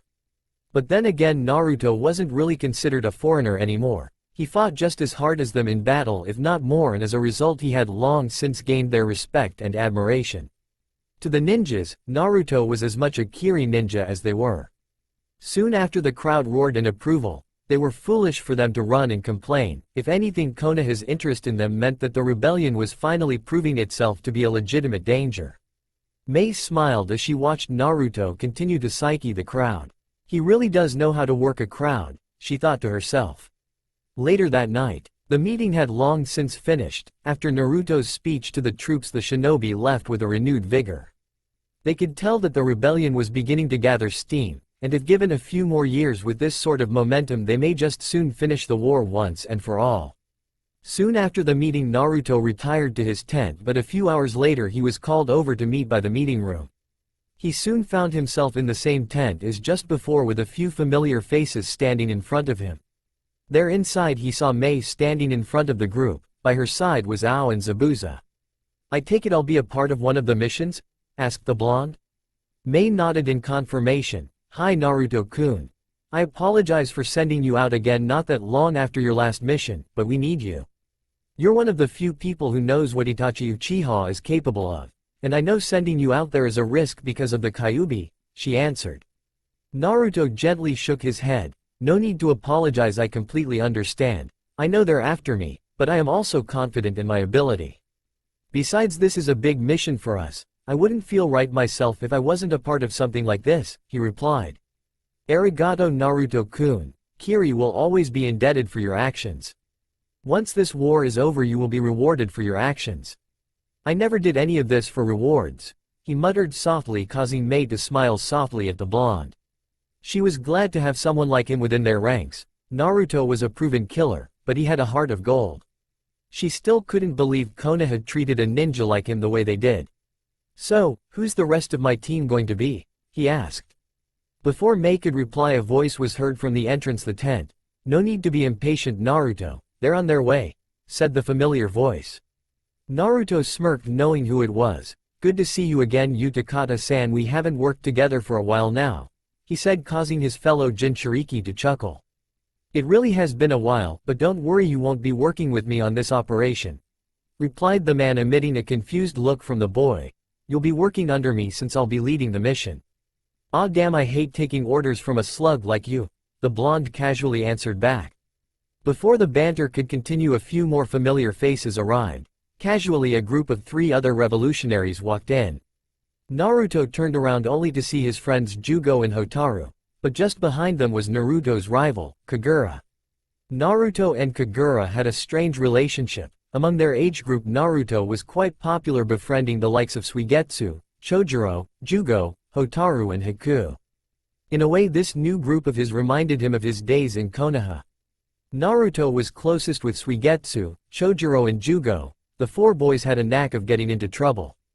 In truth, Jugo and Chojuro tended to be innocent. It was Naruto and Suigetsu who were the main troublemakers of the group. This camaraderie and brotherhood that he formed over the years reminded him of his friendship with Shikamaru, Choji and Kiba. Just 4 boys who had a knack for finding themselves in sticky situations. Hotaru and Haku also reminded him of some of his old kunoichi friends. Haku would sometimes remind Naruto of Hinata, had she been a bit more confident. The two had the same level of gracefulness, compassion and selflessness which Naruto greatly respected. Hotaru on the other hand had a stubborn and headstrong streak, but deep down she was a kind and gentle soul. That, along with her blonde locks, would sometimes remind Naruto of his acquaintance Ino. The two hadn't been particularly close, but ever since the Chunin exams Ino had begun to treat him a lot better than she used to. That left Kagura. He and Naruto were rivals, and if Naruto had to compare him to someone back in Konoha, it would have been Sasuke. Naruto and Kagura were considered the 2 strongest ninjas in their generation. Both were trained well by Zabuza, and they both held an incredible mission success rate. Kagura, much like Sasuke, was hell-bent on vengeance. Kagura was seeking to avenge the death of his parents from the hands of his tyrannical grandfather. In a way that, and his strong sense of bloodlust rubbed Naruto the wrong way a lot of times. But despite all that, he trusted his rival. Not many words have been shared between the two, but they had a strong respect for one another. Naruto knew that Kagura was one of the most loyal and dedicated ninjas in their cause. He had saved his life several times from tricky situations, and the same vice versa. Naruto took solace in the fact that despite his mission for vengeance, Kagura had never once let his personal desire cloud his judgment of affect the mission. He was a true warrior and someone Naruto could trust. Alright, now that you're all here, I want you 5 to prepare for what is to come. I have 2 other teams of 5 making their way to Kusagakure as well. In this scroll is the mission parameters, and I want you 5 to leave as soon as possible to meet with the 2 other teams, she ordered before handing each of them a scroll. A few days later, Naruto and his company were quickly making their way to their designated location. Once in Kusagakure, they were to rendezvous with 2 other teams which consisted of former Kiri Jonin. The past few days the group had been traversing through the various forests surrounding Kusagakure. Damn, it seems they may have gotten here early. Now come one team, we have to go look for the others, ordered Utakata as the group of Kiri ninjas ran an even faster pace. They followed the smell of smoke and the sound of explosions until they found themselves in front of a cave. According to their intel, the cave was the secret entrance to Orochimaru's base, and from the smell and sound the cave was emitting, it proved to be true. Naruto whiffed the air and he could notice a strong scent of blood coming from the cave. The blonde knew then and there that they were in the right place. Without thinking, the blonde made a few small steps towards the cave's entrance. Before he could move any closer, he felt a hand on his shoulder. He turned around to find Utakata shaking his head at him. Not yet, we should rendezvous with the others before we enter there. We wouldn't want to face them alone, he explained as Naruto nodded in understanding. The rendezvous point wasn't that far away from the base. It was meant to be by a forest clearing that was a couple 100 meters away from the cave. The group headed off quickly to gather with the rest of the men. That should be the place right there, said Utakata as he pointed towards the forest clearing. The group arrived a few seconds later but were surprised to see nothing. What? Where are they? Weren't they supposed to be here before us? Asked Naruto. Utakata remained suspiciously silent as he observed the surroundings. Something doesn't seem right, he muttered as the others caught wind of what the man had just said. Is everything alright, Utakata-sensei? You seem worried, said Hotaru. Utakata ignored the girl's remark and closed his eyes. He focused on sensing chakra and much to his surprise he could sense 10 other chakra signatures around them. His eyes bolted open and he realized the truth. Kai, he yelled as he released chakra into the area. Not that long after that the empty forest clearing morphed to show 10 bodies down on the ground. The others were shocked to see the unconscious state of their comrades. Check their pulses and see if they're alive, ordered Utakata.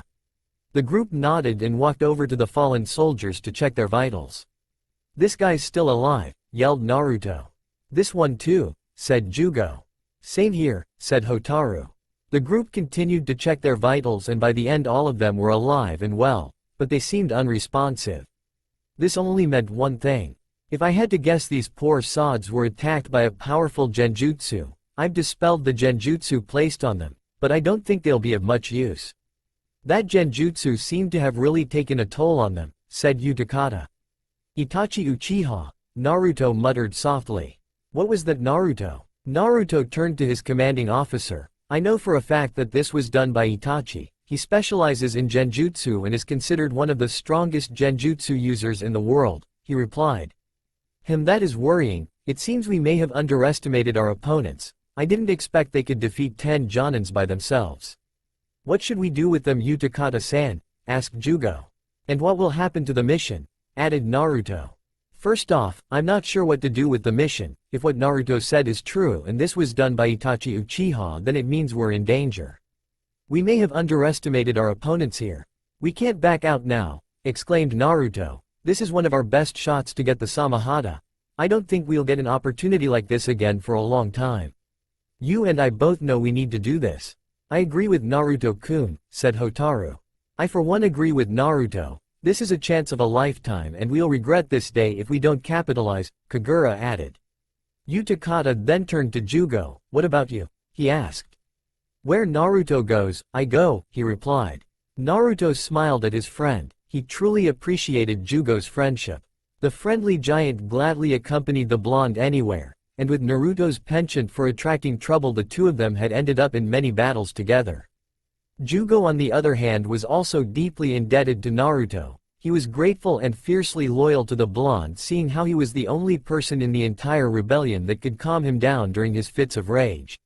Whenever Jugo would use his curse seal, it was only for the utmost emergencies, and it was because of Naruto he found a way to control and restrain his urges. Utakata sighed in defeat. You four really are a pain in my ass, but I guess you're right.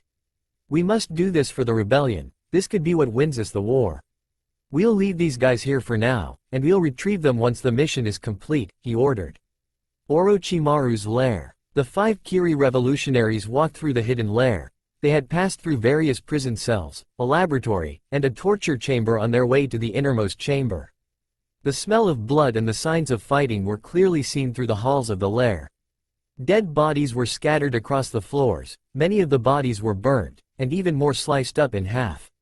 Usually a sight like this would have deterred even the most veteran shinobi, but these soldiers, this was normal.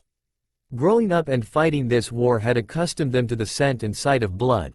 They were desensitized to death after years of being surrounded by it. Jugo walked through these halls with a sense of anger brewing within him. For many years he was imprisoned, tortured and experimented on in a lair like this. He held a deep resentment for Orochimaru and everything he stood for, and he was forever thankful to the Kiri rebellion for rescuing him in the first place. The group made their way to the main room in the entire lair, and as they grew closer, they began to hear voices. The group was alerted immediately. They did their best to hide their chakra as they silently ran towards the source of the voices. Eventually they found themselves in an empty hallway, and at the end of the hallway was a large busted-up door. The voices grew louder as they approached the door. They peeked through and glanced around the area to examine the terrain for the fight. At first glance it was obvious, they were in the fighting arena. From everyone's guess, Orochimaru would have made his experiments battle here to prove who would be the strongest of them all.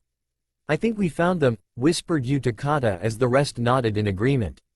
The ninjas hid behind the door and they peeked in only to find their targets locked in battle against a single opponent. The group were shocked to find someone find a way to stand up to both. Granted, she wasn't faring so well. But what caught the group by surprise was the powers of the Kunoichi, who tried her best to fend them off. They watched in awe as the blue-haired woman in front of them summoned crystals from the ground to protect her and the two teenagers behind her.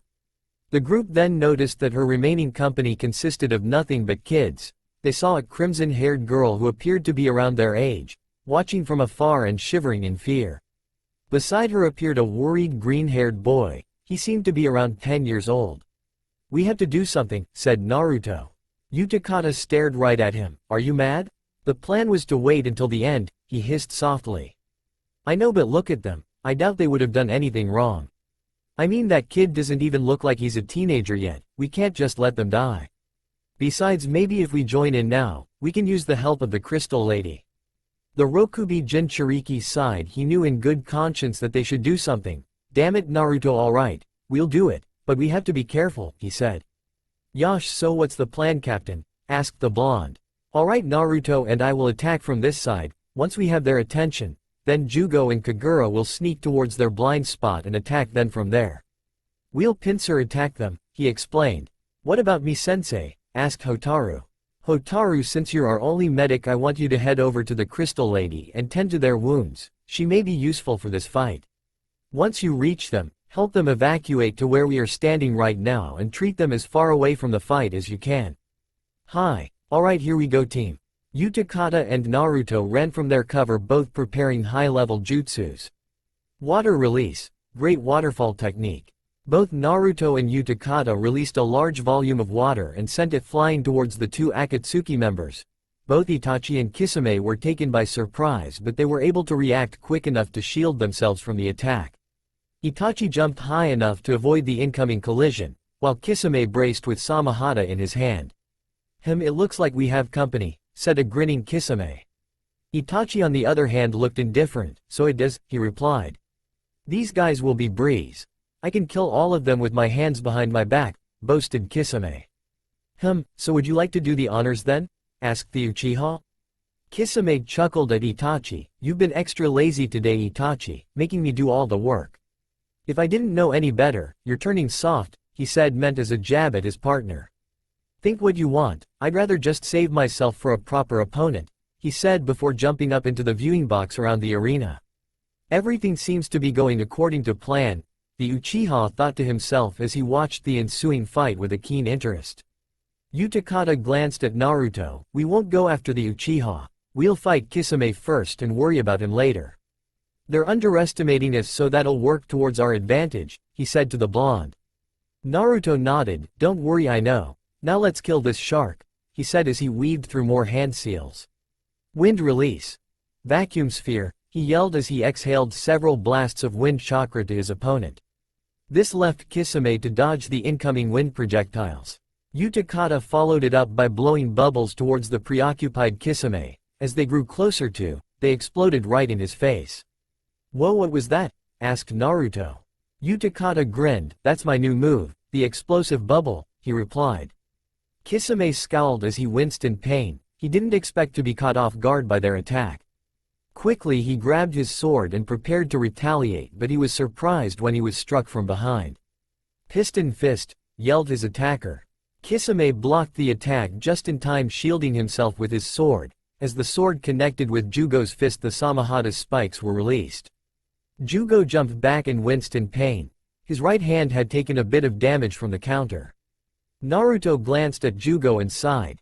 It had been a while since he last used his Sage transformation, but he guessed that to defeat Kisame they had to resort to this. Kagura followed up Jugo's attack with water release, water-severing wave. He needs chakra in his stomach, he spews it out as a high-pressure stream. Kisame grunted in annoyance before using his sword to slice the stream of water in half, but by doing so he left himself open to an attack. Jugo charged towards Kisame once more, forgetting all about the pain on his right fist. Jet-like appendages formed on his back as he used his jet booster jump technique to increase his speed. He used his left hand to strike, but this time before striking his opponent, Jugo's left arm morphed and turned into an axe. Destroying Axe Fist, he yelled as he slammed his attack right into his opponent.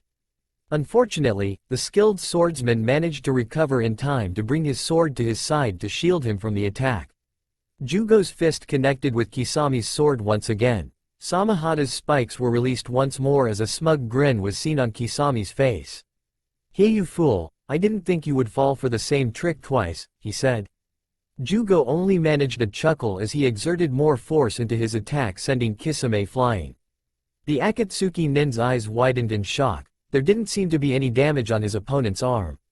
What? Why didn't it work? Kisame thought to himself before colliding with the wall. He didn't have much time to react since the rest of his opponents immediately attacked on his prone form. Jugo was the first to follow up after his strike. He leapt towards Kisame as jet-like appendages also began to form on his left arm. He struck his opponent with piston fist.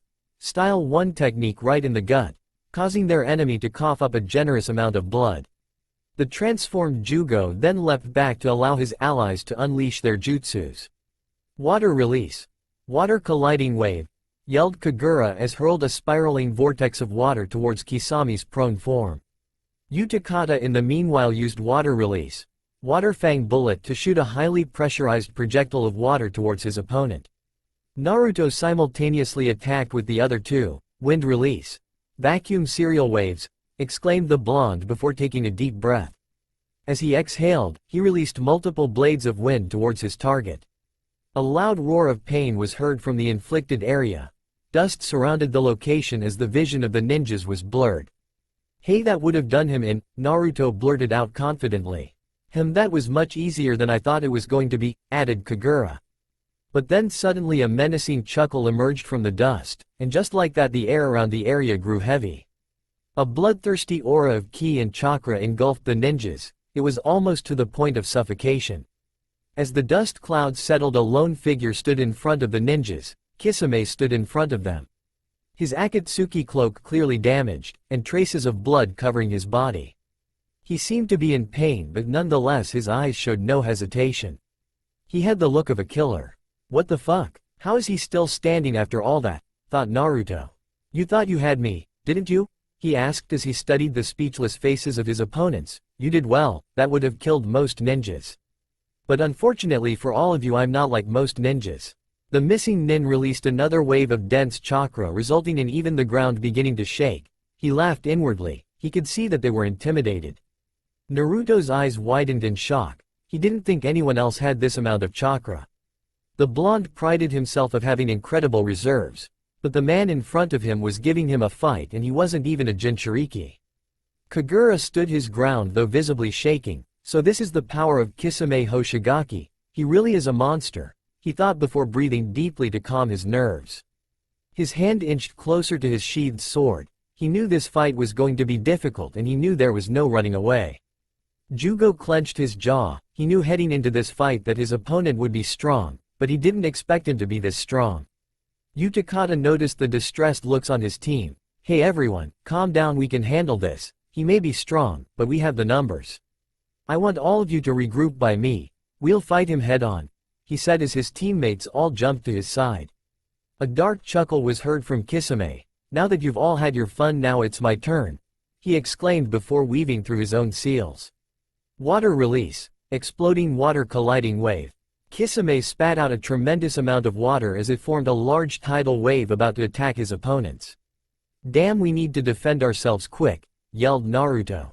"Right ahead of you, Naruto," said Utakata as he blew a large bubble to surround them. "Bubble dome," yelled the Rokubi Jinchuriki. The Akatsuki ninja laughed as he witnessed his opponents now going defensive. "Now the real fun begins," he muttered to himself.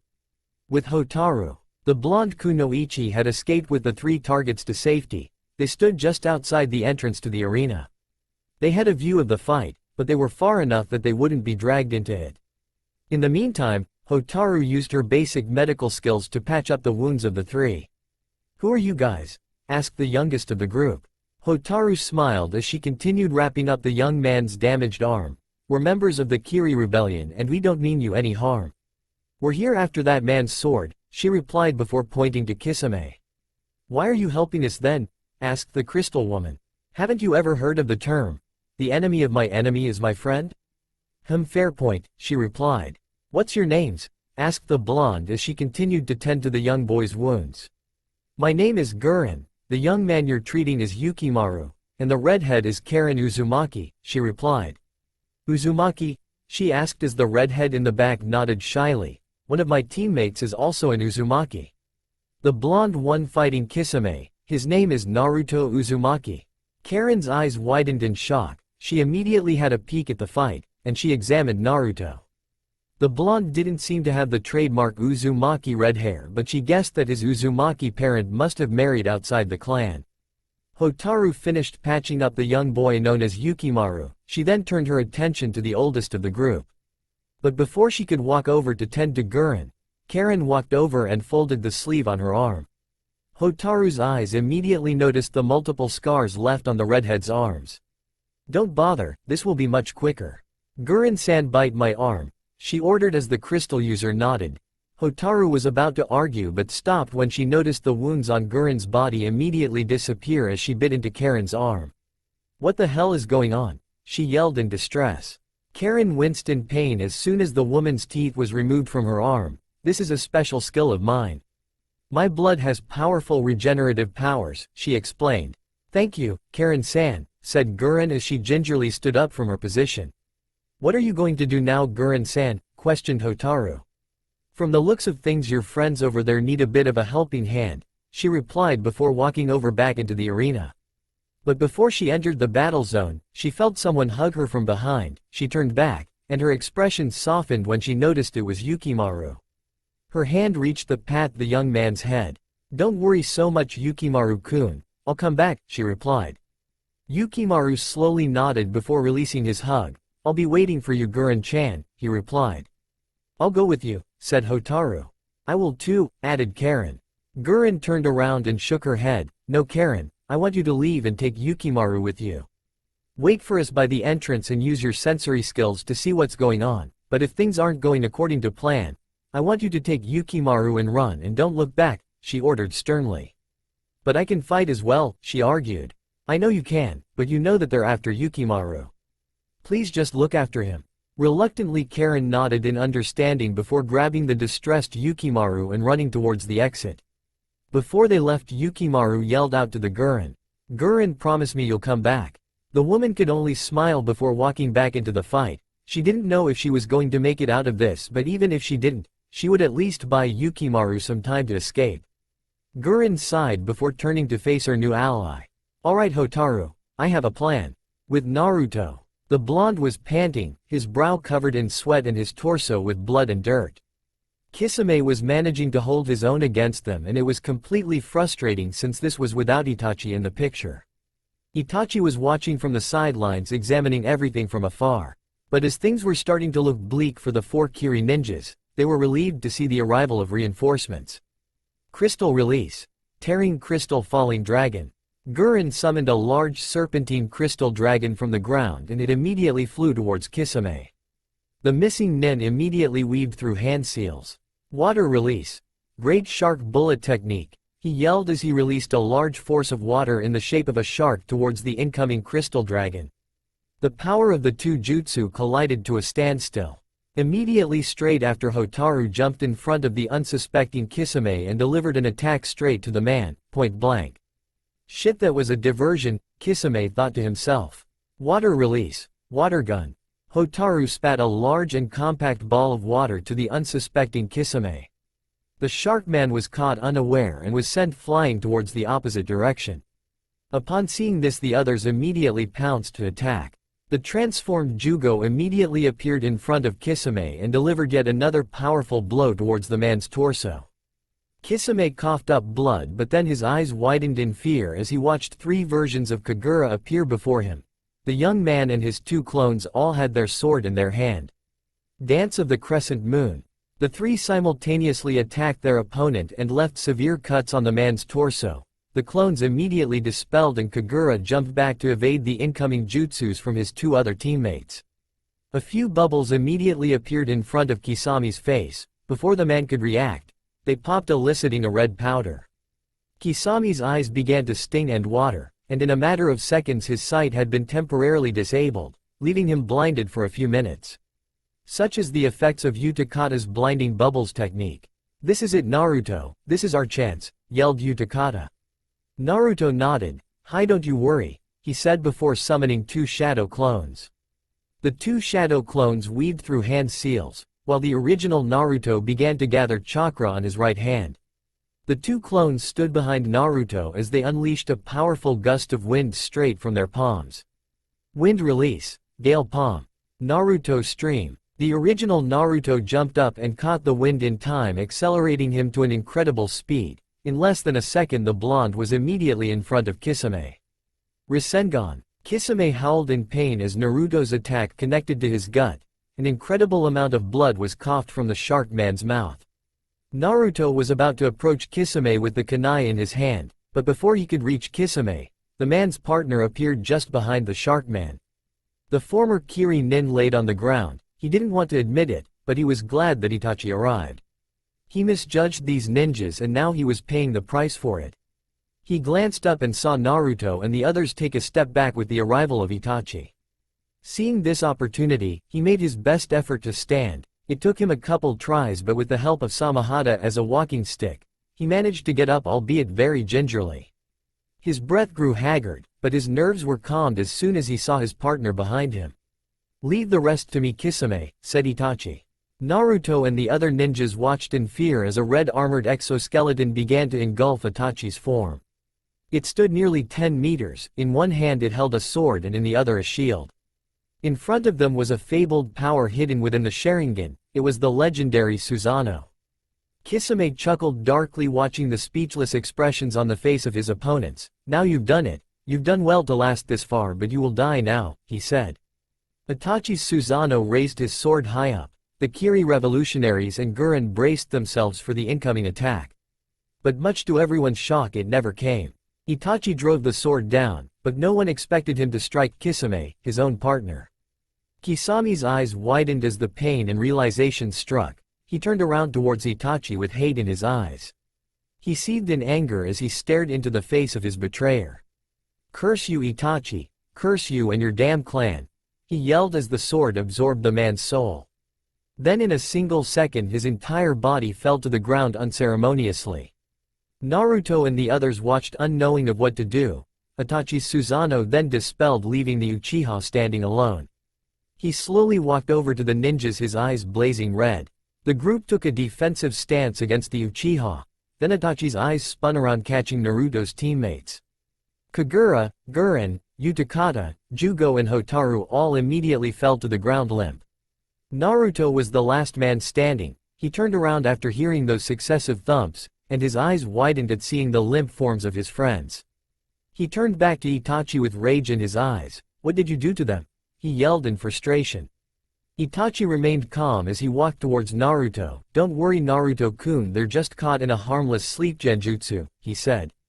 Naruto grabbed his sheath sword as he pointed it towards the incoming Itachi. The Uchiha remained unaffected and he stared Naruto right in the eyes, catching him in his jutsu, the Tsukuyomi. Tsukuyomi. A dazed and confused Naruto found himself in a strange foggy plain. He had no idea where he was. He looked around to find a clue, but the dense fog restricted his vision that he couldn't even see the ground. But then suddenly a small path of fog was cleared and in front, standing coolly, was Itachi. "What the fuck did you do to me? Where the hell am I?" demanded Naruto. He tried to reach for his katana, but it wasn't there. He then tried to form chakra, but for some reason he couldn't muster any up. For the first time in a long time the blonde was without a plan. Behind Naruto a large concrete slab emerged from the ground. The slab was in the shape of a cross.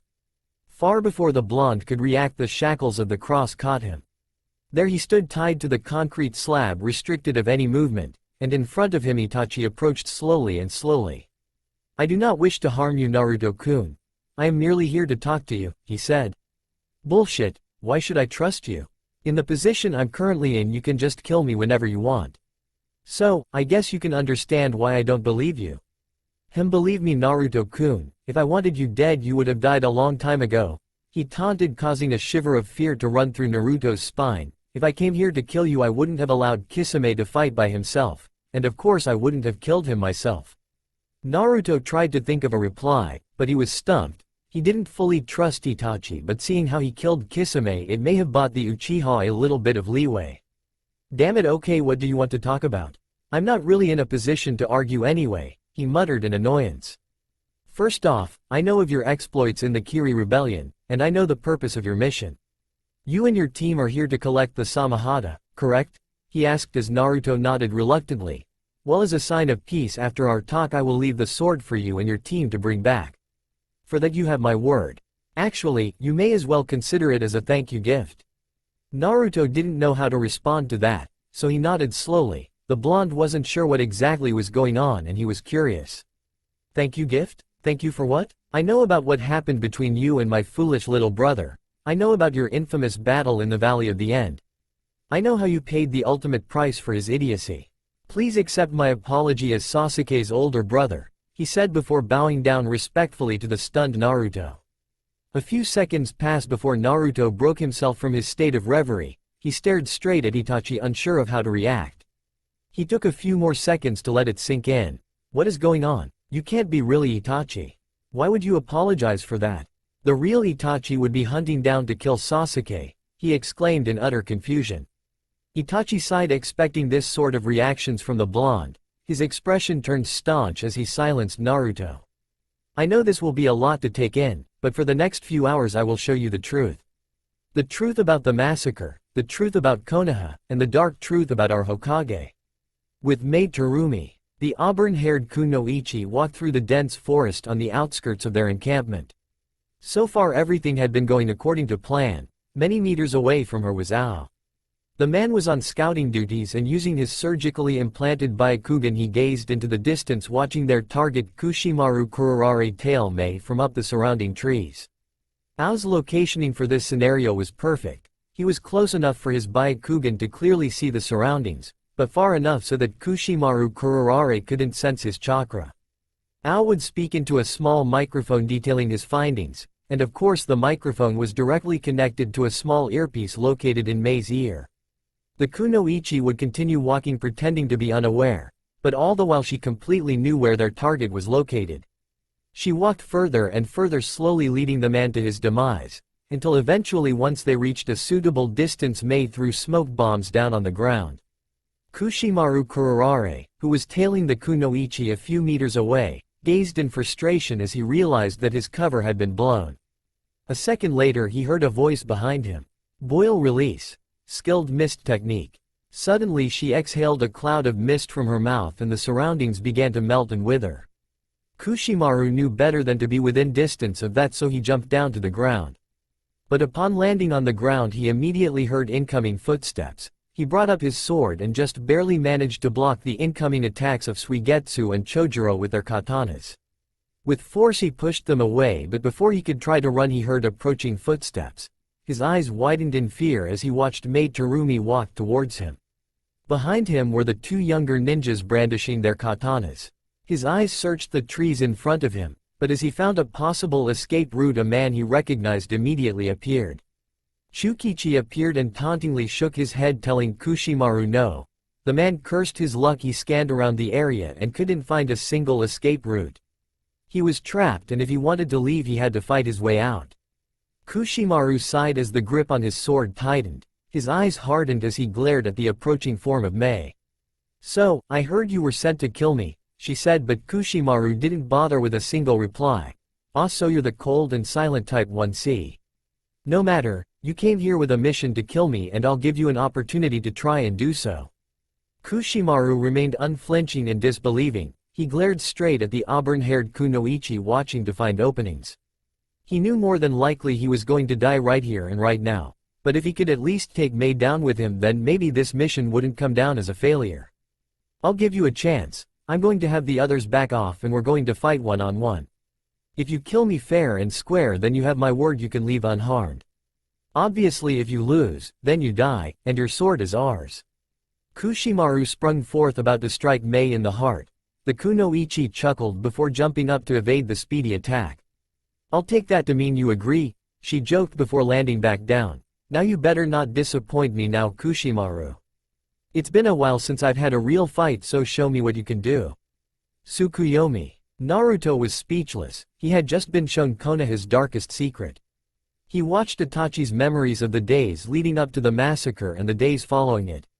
To say Naruto was shocked would be an understatement. He had so many questions right now. first he couldn't believe that the Sandaime would allow such a thing, but also he was even more infuriated about Danzo. Naruto's views of the past were shattered in one fell swoop. He didn't know what to think anymore. Konoha was tainted with the blood of the innocent. That's the truth, Naruto-kun. Now you know my deepest secret, he said in a solemn tone. I sacrificed everything for Konoha, and it pains me to see how it is now with Danzo as Hokage. But why? Why would you show me all this? Asked the blonde. Even though I assume you now base yourself in Kiri, I know deep down you continue to hold the will of fire. Despite everything that happened, you still love your home. Am I correct in assuming that? Naruto sighed in defeat. I've been hurt, beaten and betrayed by Konoha. But no matter what, it will always be my home, he replied softly. I respect you, Naruto-kun. Sasuke is lucky to have a friend like you. The blonde sighed. No offense, Itachi, but Sasuke is no longer a friend of mine. He was once like a brother to me, but what kind of brother rammed his lightning-infused hand through my body mercilessly? Then straight after lead to your exile, he replied with anger laced in his voice. Itachi sighed in defeat. I understand, don't worry, and once again I'm sorry for my brother. But if it's any consolation to you, Naruto-kun, I thought you would have been a great Hokage, answered the Uchiha. Thanks, Itachi, but unfortunately that's nothing more than a pipe dream now. Konoha was foolish to let someone like you go, but now I feel with our current situations we can work together, said Itachi. Work together? How? With Danzo as Hokage, my old promise with the Sandaime is now null and void. I'm sure given time the Akatsuki will learn of my betrayal, so I will lay low for a while. I plan on hiding within the Land of Fire and gathering intel on Konoha and Danzo. I wish to overthrow the current regime, and I would need your help for it to be successful. Naruto's mind thought about this offer quite intricately. There were so many risks involved in accepting such a thing, and logically he would be foolish to do so. Morally speaking, however, Naruto knew this was something he had to do, since he didn't think anyone else was willing to stand up to a ruthless tyrant like Danzo. A few more minutes pass as Naruto continued contemplating the offer. He soon realized that this might even be beneficial to the rebellion in the long term. As it stands, Konoha has its eyes on Kiri's revolution and they could swoop in at any time. If he could throw a wrench in their cogs, it could buy time for Kiri to allow itself to increase its defenses. Alright, I'm in, he said as he watched Itachi smile at him. Thank you, Naruto-kun. Don't worry, so what's your plan? He asked. As I said, I will lay low for a while, but my focus for the meantime will be the status and whereabouts of both Jiraiya-sama and Tsunade-sama. To be successful, we'll need to enlist their help. Naruto's eyes widened in disbelief. Ero Sennin and Bachan? Do you know if they're alive? He asked urgently. I don't know for certain, but I've heard a few rumors that they were being kept in one of Konoha's high-end prisons. Please, if you can find a way to break them free, if you ever need help let me know and I will be there. I owe those two my life, and I will do anything to repay them. Itachi nodded in understanding. Say no more, he said before a crow immediately formed out of nothing in his shoulder. Naruto-kun, I will give this crow to you. It will be our way of communication. If you ever need to speak to me and vice versa, we will summon this crow, he said as the crow flew towards Naruto's torso before being absorbed. Naruto nodded in understanding. Alright, thank you, Itachi, he said. With that out of the way, I believe it's time for us to go our separate ways, said Itachi as he released the effects of his Sharingan. Then suddenly both Naruto and Itachi were back in the real world. Itachi looked around at the bodies of Naruto's unconscious allies. With a snap of a finger, the Uchiha prodigy removed the genjutsu surrounding them. Don't worry, Naruto-kun, they'll come to eventually. Just give them 2 to 3 minutes and they'll be up and standing, he explained before walking over to Kisami's deceased body. By the shark man's side was his sword, the Samahata, grieving and weeping. What the hell kind of sword is that? Blurted the blonde. He was confused as to what exactly the Samahata was. Itachi simply threw a storage scroll on the sword and it absorbed the weeping blade. The Uchiha grabbed the scroll, then threw it over to Naruto. The blonde caught the sword and placed it in his pockets immediately. As I promised, the sword is yours. Thank you, I really appreciate that, Itachi. Itachi walked over to face Naruto directly. You've grown up a lot since I last properly saw you, he said. You mean since Tanzaku guy? Well yeah, of course that was years ago, replied Naruto. Itachi shook his head. No, far before that memory. I don't think you know this, but I was actually one of the Anbu who were designated to protect you as a child, he said. Naruto's eyes widened in shock. Wait, you're Weasel? He asked as Itachi nodded. Yes, I was Weasel. Kakashi-senpai was Dog, and Yugo-senpai was Cat. We were your 3 guardians. Wait, Kakashi-sensei as well? This is all news to me, he exclaimed. Itachi chuckled before lightly tapping Naruto on the forehead. It's time for me to go, goodbye little brother. Thank you, he said before vanishing into a flock of crows. Naruto stood surprised at the sudden disappearance, but there was nothing he could do about it, so he turned to his unconscious teammates and decided it was time to wake them up. Outside the lair, the ninjas managed to hobble out of Orochimaru's destroyed base a few minutes after waking up from the genjutsu. After their exit, they regrouped with Karen, who held Yukimaru by her side. Upon leaving the lair, Gurren was instantaneously engulfed in an embrace from Yukimaru. Naruto stayed unusually silent. Earlier he chose not to say anything to his team, pretending to have been knocked unconscious alongside of them. Learning the truth had put a toll on Naruto both mentally and emotionally. He didn't like keeping lying to his friends, but after learning such vital information he knew this was the type of thing that should remain on the down low for now. At the end of the day he reasoned with himself that more than anything this was Naruto's issue. None of this had anything to do with the rebellion and their end goal. In the end he decided not to fret about all this for now. He'll have time to think things through when they get back to camp.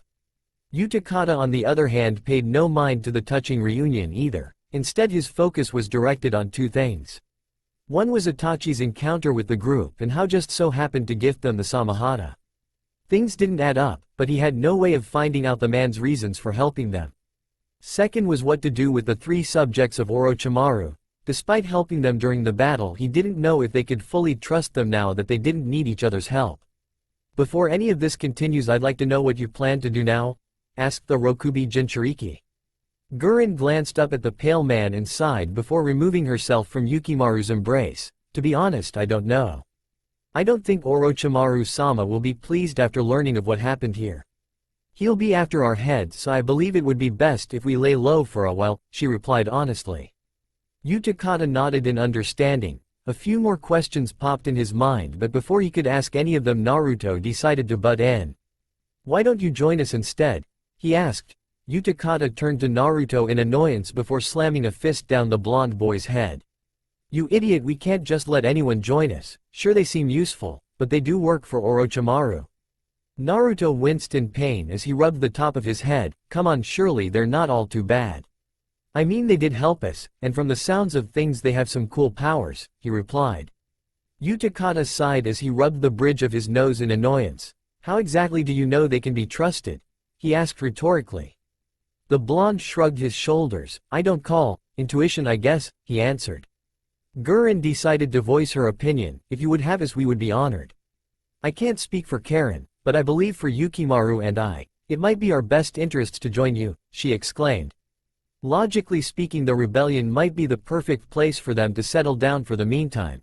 After everything that's happened, it might be safer than anywhere else.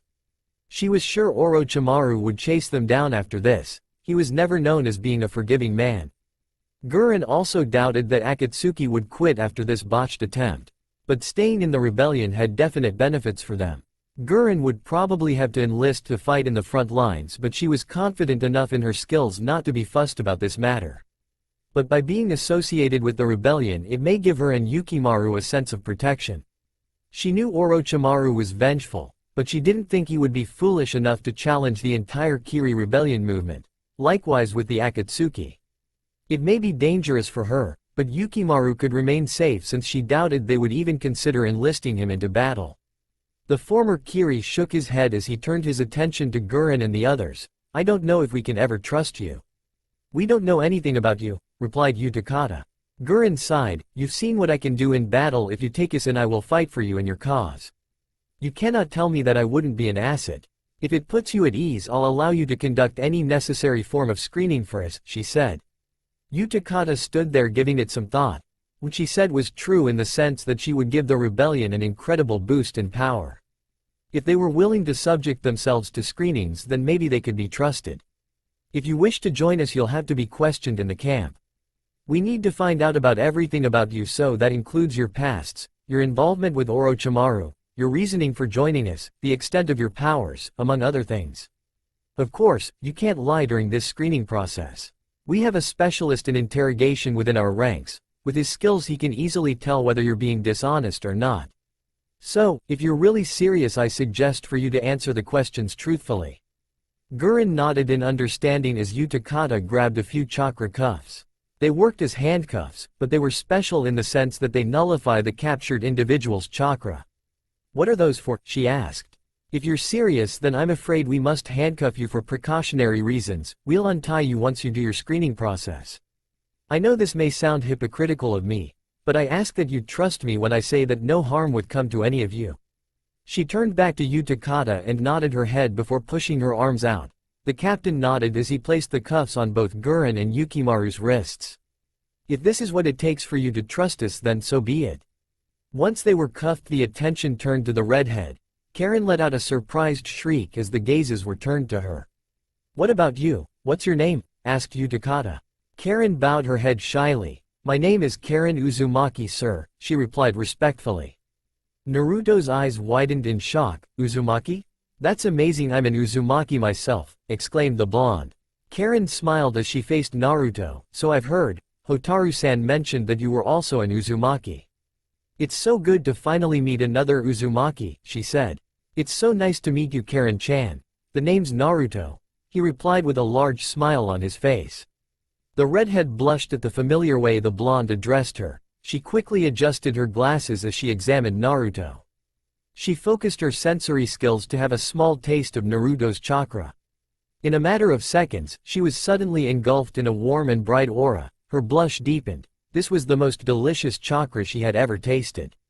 It radiated like the sun. She had never felt chakra like this before, but as she delved deeper into the boy's chakra, she could feel a cold, menacing aura unlike any other hidden deep within him.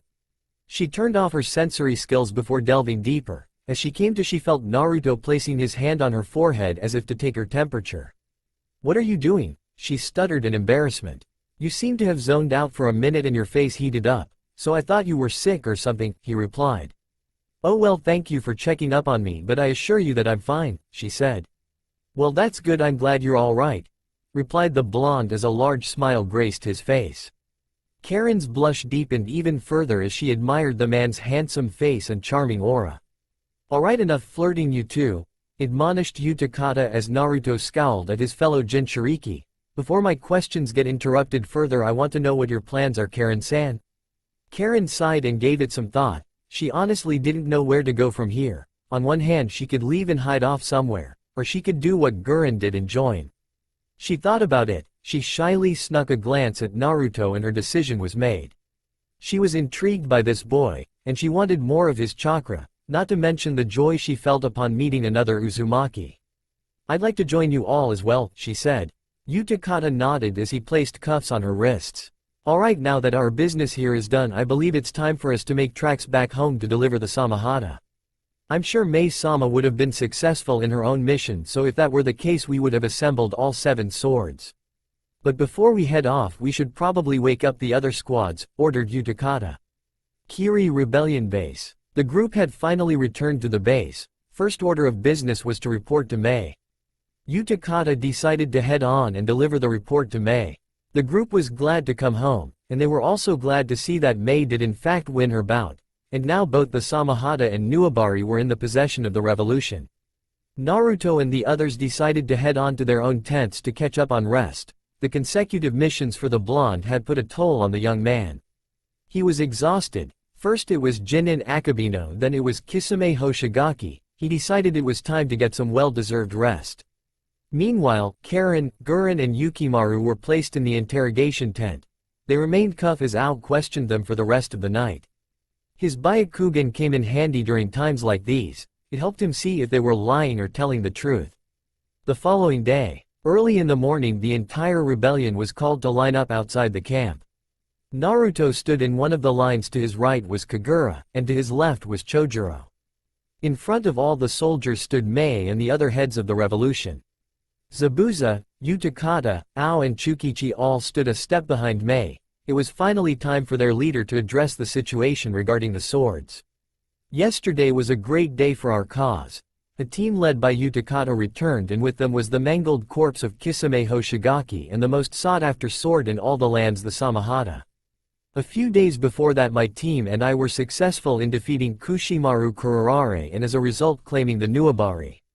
With the addition of these two swords our search is now complete. The remaining swordsmen loyal to Yagura are now dead and all 7 of the swords are now in our hands. A smile graced Mei's lips. Now it was finally time for the big decision to be made. With all swords now in our possession, the 5 of us had an important meeting last night and we finally decided who has proven themselves worthy to wield these swords for our cause, she said as she watched the confidence rise among her ranks. Before we announce the new owners, we decided to allow the Samahata to choose first since it is the only sword among the 7 that chooses its owner, she explained before bringing out the storage scroll which held the Samahata. Mei unsealed the sword and the Samahata dropped to stand on its hilt. The tip of the sword revealed a shark-like mouth. The sword began to sniff the air in search of its new owner. Then immediately it found the ninja with the potential to wield him. Using its hilt, he bounced slowly to its desired targets. The ninjas in the area watched in a mixture of shock and awe at the abilities of this sword. They couldn't believe that such a thing was possible. The Samahata jumped through the crowds, passing through the other ninjas in search of its new master, until eventually he jumped and landed in front of Kagura Karatachi. The entire army was speechless upon seeing the sword choose Kagura of all people. Kagura's eyes widened in shock as he gazed at the sword. "I've wanted this sword for a long time, but I can't believe it would reciprocate by choosing me," he thought to himself. He turned to his left to see Naruto's smiling face encouraging him. "Congratulations Kagura, you got what you want. I'm happy for you," he said. Kagura nodded at Naruto in thanks before extending his hand to grab the hilt of the Samahata. Once he had it secured he lifted it up to the ground. The young man was shocked. He expected the sword to be much heavier, but it was apparently a lot lighter than it looked. "So, this is it, the legendary Samahata. It's finally now in my hands," he thought to himself as a sinister chuckle rang across his thoughts. "This is exactly what I needed. With this my mother and father can be avenged." The attention was then directed to Zabuza as the man's voice rang out into the crowd. "With the Samahata now under Kagura's ownership, it is now time to unveil the other swordsmen," he said as he unveiled yet another storage scroll. The contents were released as a plume of smoke engulfed the surrounding area. Once the smoke started to thin out, the soldiers noticed the 6 swords all stabbed into the ground. "I will allow Zabuza-san to call out the new owners. We as a group discussed this last night. This was a hotly debated topic, but in the end we concluded on who we found were fit to carry them. But remember, for those of you chosen, when you carry this sword, you are not just carrying a weapon. You will be carrying the hopes and dreams of a free and liberated Kirigakure," Mei yelled out. Zabuza nodded in agreement. "I couldn't have said it better myself. Now once your name is called, I want you to walk over and stand in the front. Kagura, seeing as how you already have a sword, please come over," he said. Kagura slowly walked out of the crowd and he stood in front of all of them. In his right hand was the Samahata. The older ninjas examined the boy. They could see why he was chosen. Kagura had incredible reserves for his age and he had an unforgiving bloodlust at times. It was well known to everyone that the sword relied on blood and chakra, perfect for someone like Kagura. "Suigetsu Hazuka," yelled Zabuza. Suigetsu was stunned. He was one of the ones hoping and praying to get called up, and he was glad to hear his name. He eagerly made his way to the front to face Zabuza and the swords in front of him. Zabuza grabbed the hilt of the Kabikirabocho and plucked it from the ground before handing it over to Suigetsu. "I chose you to wield this sword since I see a lot of myself in you, brat. I don't give out much compliments, so you better consider yourself lucky," he said. Suigetsu was surprised to say the least, but he bowed respectfully at Zabuza. "I'll make you proud, sensei," he replied. Zabuza nodded. "Take care of it, Gaki. That sword is my baby," warned the former swordsman. The white-haired teen nodded. "You bet I will. Thank you for choosing me, sensei," he replied in an honest tone. With the Kabikirabocho now in his hand, he walked over to stand by Kagura's side. The two stood proudly in front of all their fellow soldiers with their swords by their hand. Haku. The ice nin didn't expect to be called, but she quickly escaped her trance as she walked to her master. "Zabuza-sama, I am thankful for you having faith in me," she said with a curt bow. I am going to give you the Nuabari, he said as he drew the sword from the ground. This sword would be perfect for someone like you. Having trained you for many years, I know of your proficiency in assassination, and from all the 7 swords the Nuabari is the one best suited for assassinations. Haku grabbed the hilt of his new blade as a small smile graced her face. Thank you for putting your trust in me, sensei, she said. Now in front of the soldiers stood 3 of the new generation of 7 swordsmen, 4 more to go. Jugo. The large and stocky Jugo made his way to face Zabuza. The former swordsman grabbed the hilt of the Kabutowari. It was extremely heavy for Zabuza to carry, but as he transferred it to Jugo he was pleased to see the young man wield the blade with no problem. A smirk appeared underneath the former swordsman's mask. I chose you for this sword, Jugo, since you are one of the few people with enough physical strength to carry this sword, let alone use it. But your brute strength isn't the only reason. You show incredible promise along with the others, he explained. Jugo bowed respectfully. Thank you, sensei. I will train hard and do my best to live up to your expectations, he said before taking hold of the Kabutowari and making his way to join the line with the others. Chojuro. The blue-haired boy shook nervously. He wasn't expecting to get called in, all honestly, and he was unsure of what to do. He wasn't broken from his thoughts as he felt an elbow nudge him on the side. He turned to see Naruto encouraging him the same way he did with Kagura earlier on. Go on, Chojuro, Zabuza's waiting for you, he said with a smile. Chojuro nodded meekly before gently walking over to the front of the crowd. Zabuza chuckled as he watched the young man's shy demeanor. The former swordsman thought very highly of this young man. He had problems with his confidence, but Zabuza and the others knew his true capabilities. He was incredibly talented and skillful, but he just couldn't believe in his own abilities. Chojuro, I will be giving you the Shibuki, he said as he handed the explosive blade over to the nervous young lad. You've shown incredible determination, resilience and loyalty to the cause ever since you joined, and despite your age you've proven to be one of the most reliable and skilled ninjas in our rank. The blue-haired boy's face grew red in embarrassment. He wasn't used at all to receiving praise. Thank you, sensei. I didn't expect for you to choose me, but I'm thankful for it nonetheless, he replied in a soft tone. Don't sell yourself short, Chojuro. We all see the effort you put into our goal and the hidden power you display. You'll make a great addition to the 7 swordsmen, trust me. Chojuro was speechless. He didn't know what to say. Instead of using words he chose action. The young man bowed respectfully to his sensei. Zabuza smiled and patted him in the back. There in front of the crowd now stood Kagura, Suigetsu, Haku, Jugo and Chojuro. A young lineup thus far, but one that showed extreme potential. Hotaru. The blonde kunoichi was surprised to say the least, but she was elated to hear her name be called out suddenly. She skipped merrily to face Zabuza. The masked nin grabbed both handles of the kiba before handing them over to Utakata's prized student. Hotaru, I chose you for a multitude of reasons. The first being your ability to use lightning chakra. Obviously, with the kiba being lightning-infused blades, this skill would be invaluable. The second reason is because you're nimble and quick. You have extreme maneuverability. This matches exceptionally well with the kiba blades. Hotaru nodded before taking hold of the 2 swords. Thank you, sensei, I'll make you proud, she said. This left them with the final sword, the Haramekure. This was the sword previously wielded by Suigetsu's brother, Mangetsu. Naruto Uzumaki. The Kyuubi Jinchuriki was relieved. In truth, he was hoping to be one of the people chosen. Naruto knew all about the sword's powers and he soon gained a keen interest in the blades. He didn't make it known to anyone, but he made it a personal goal to be one of the ninjas chosen for the role, and to hear his name get called out washed away all his doubts. Naruto stood in front of Zabuza with a confident grin plastered on his face. Zabuza had a smirk of his own as he handed the Haramekure over to Naruto. The young man had come a long way from when he first arrived to where he is now. He was no longer weak and hopeless. After training day in and day out while constantly gaining real-time battle experiences, he grew to become a formidable ninja.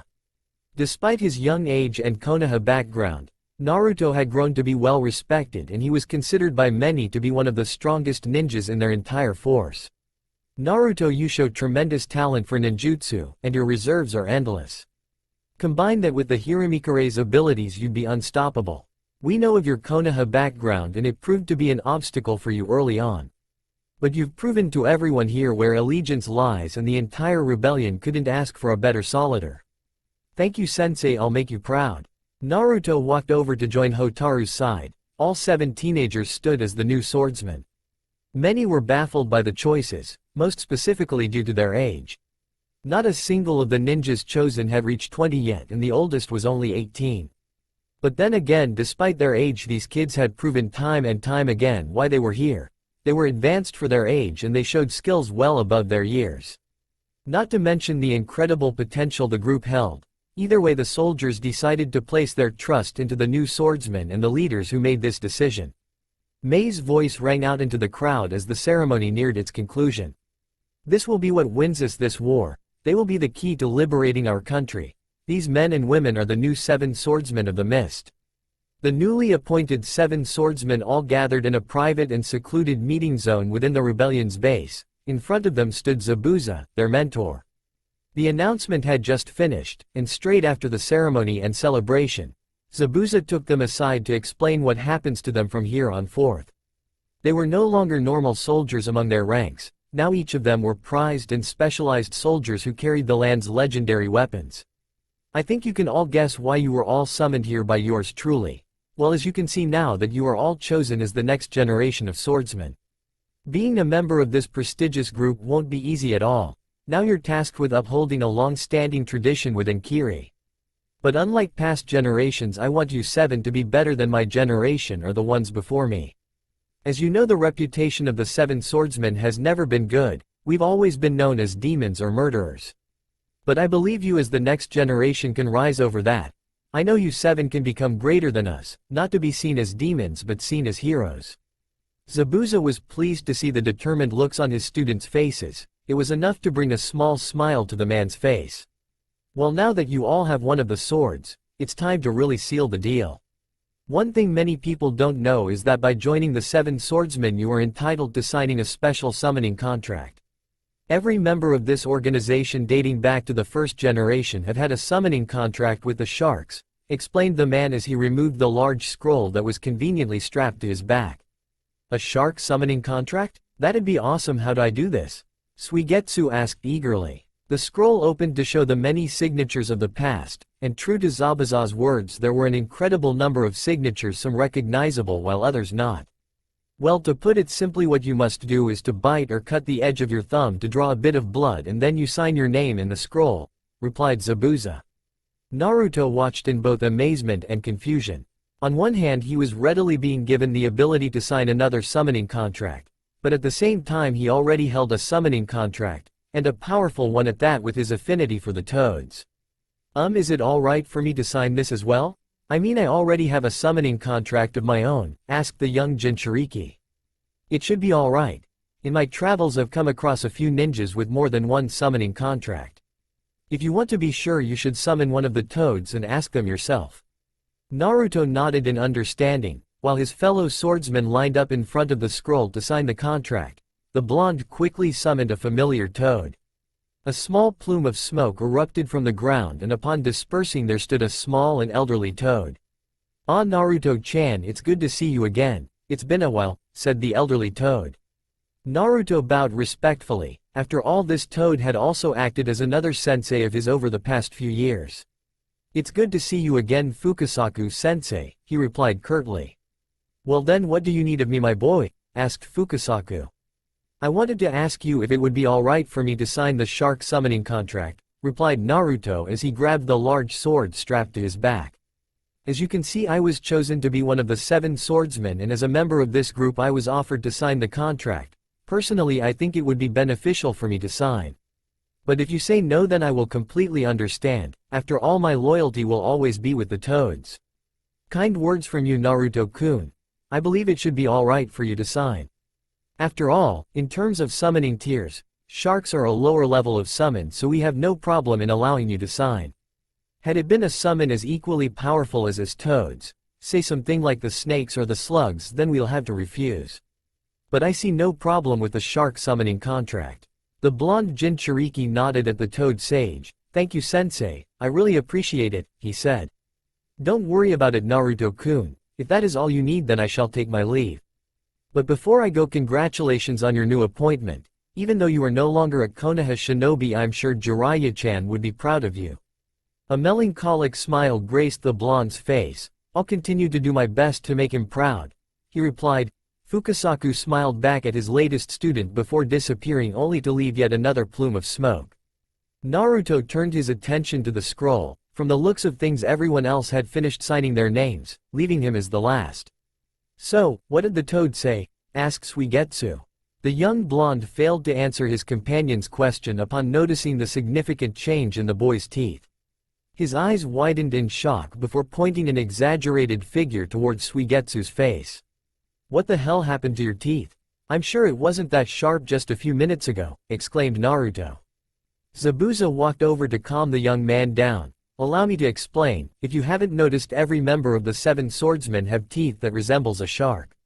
The reason being is that it is a prerequisite for those who wield the shark summoning contract. Upon signing the contract, your teeth will begin to grow sharp to look like a shark's, he explained. Damn, that is so weird. Thank Kami there was nothing like that with the toads. I'll hide away in exile if I had to grow warts around my face or something. The Kyuubi Jinchuriki shook his head of such thoughts. He didn't want to alter his look any further since he already had the unique trait of having whiskers. But in the end, this was a small price to pay for something as useful as a shark summon. So, the young man steeled his nerves and walked over to the scroll on the ground. He bit the tip of his thumb to release his blood, and with it he quickly signed his name in the scroll. Seconds after signing his name, he felt a warm chakra surround his mouth. It ached a little, but overall it wasn't much. The sensation continued for a few more seconds until he began to feel his teeth morph. Once the sensation faded away, he ran his fingers across his mouth only to prick the tip of one of his fingers.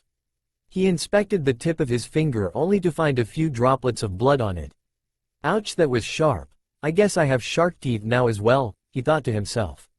Zabuza grabbed the scroll on the ground and returned it to the strap on his back.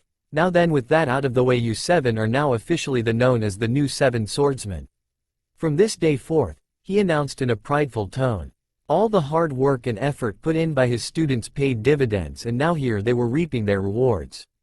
So, what's next now, sensei? Is there a big mission for us?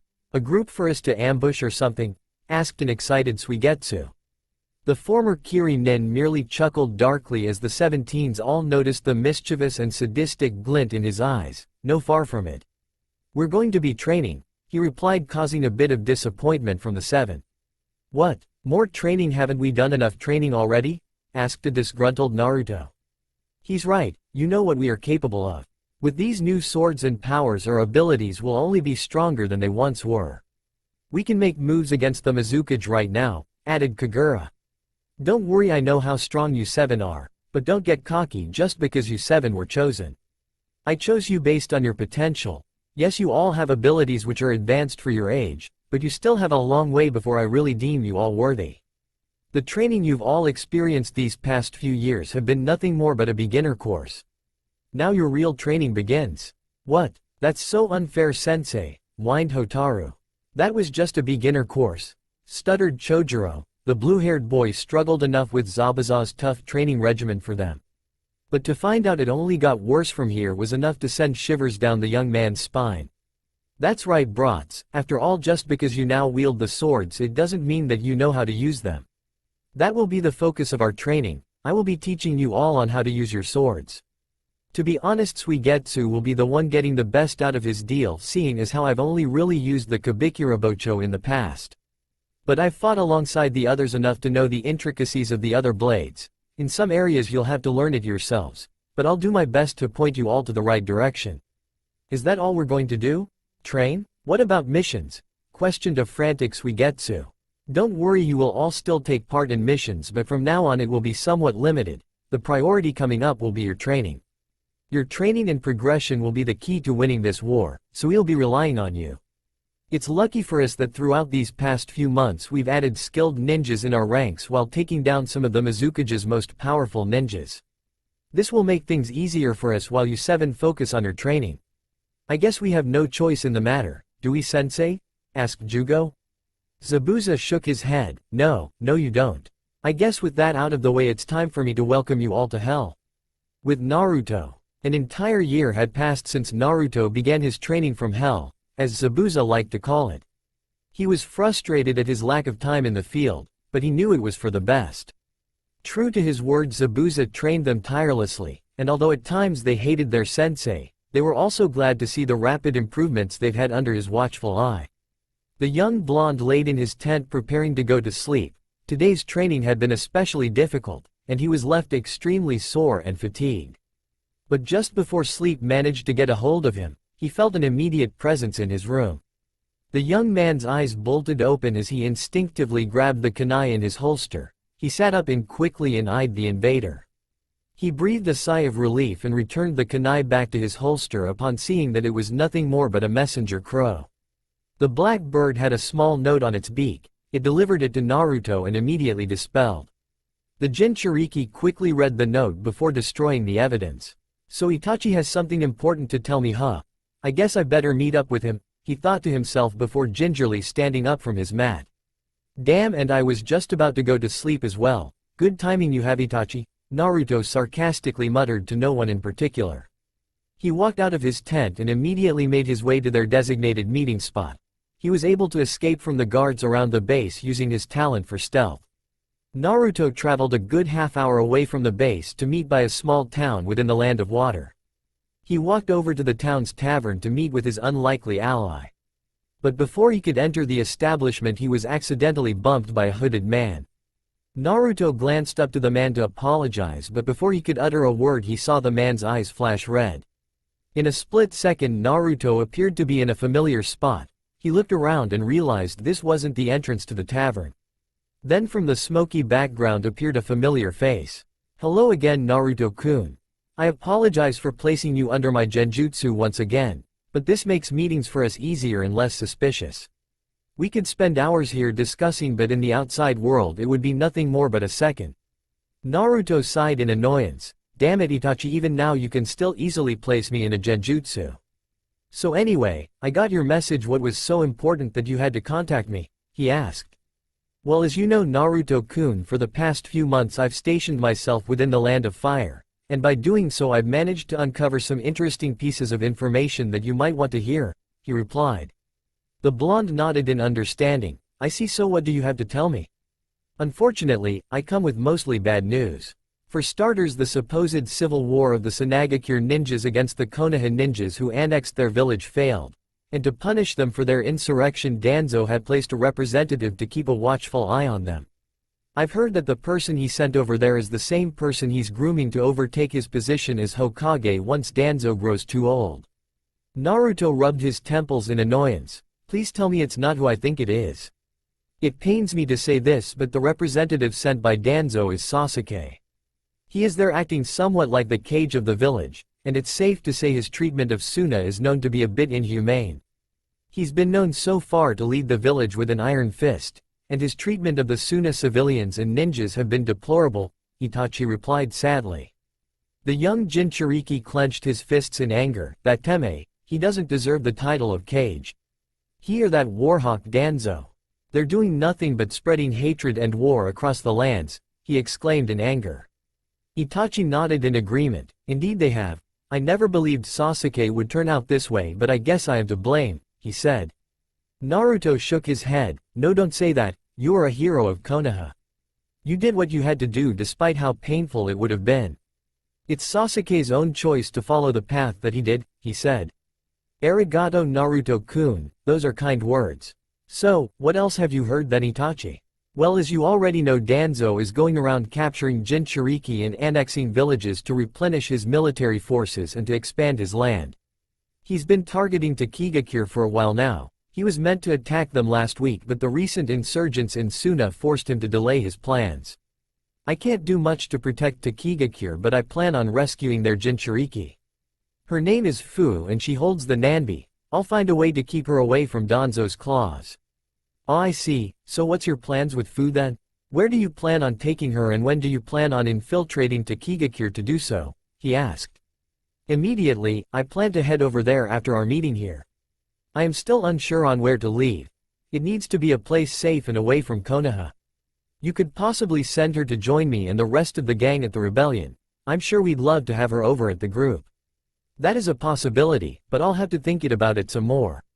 I'll let you know if I choose to send her over to you. Sounds fair enough. Now is there anything else? Itachi nodded. There is one final thing. It has to do with Tsunade-sama and Jiraiya-sama, he said, causing Naruto's eyes to widen in shock.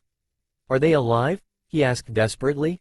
I'm not sure, but I've heard mumblings around Konoha that they might be alive. I believe it's something only the higher-ups of Konoha know. But as soon as my business in Takigakure is done, I plan on investigating the matter some more. If anything pops up, I'll make sure to let you know. Very well, please do let me know. I owe my life to those two, and if you have any plans to free them or anything of that nature, contact me.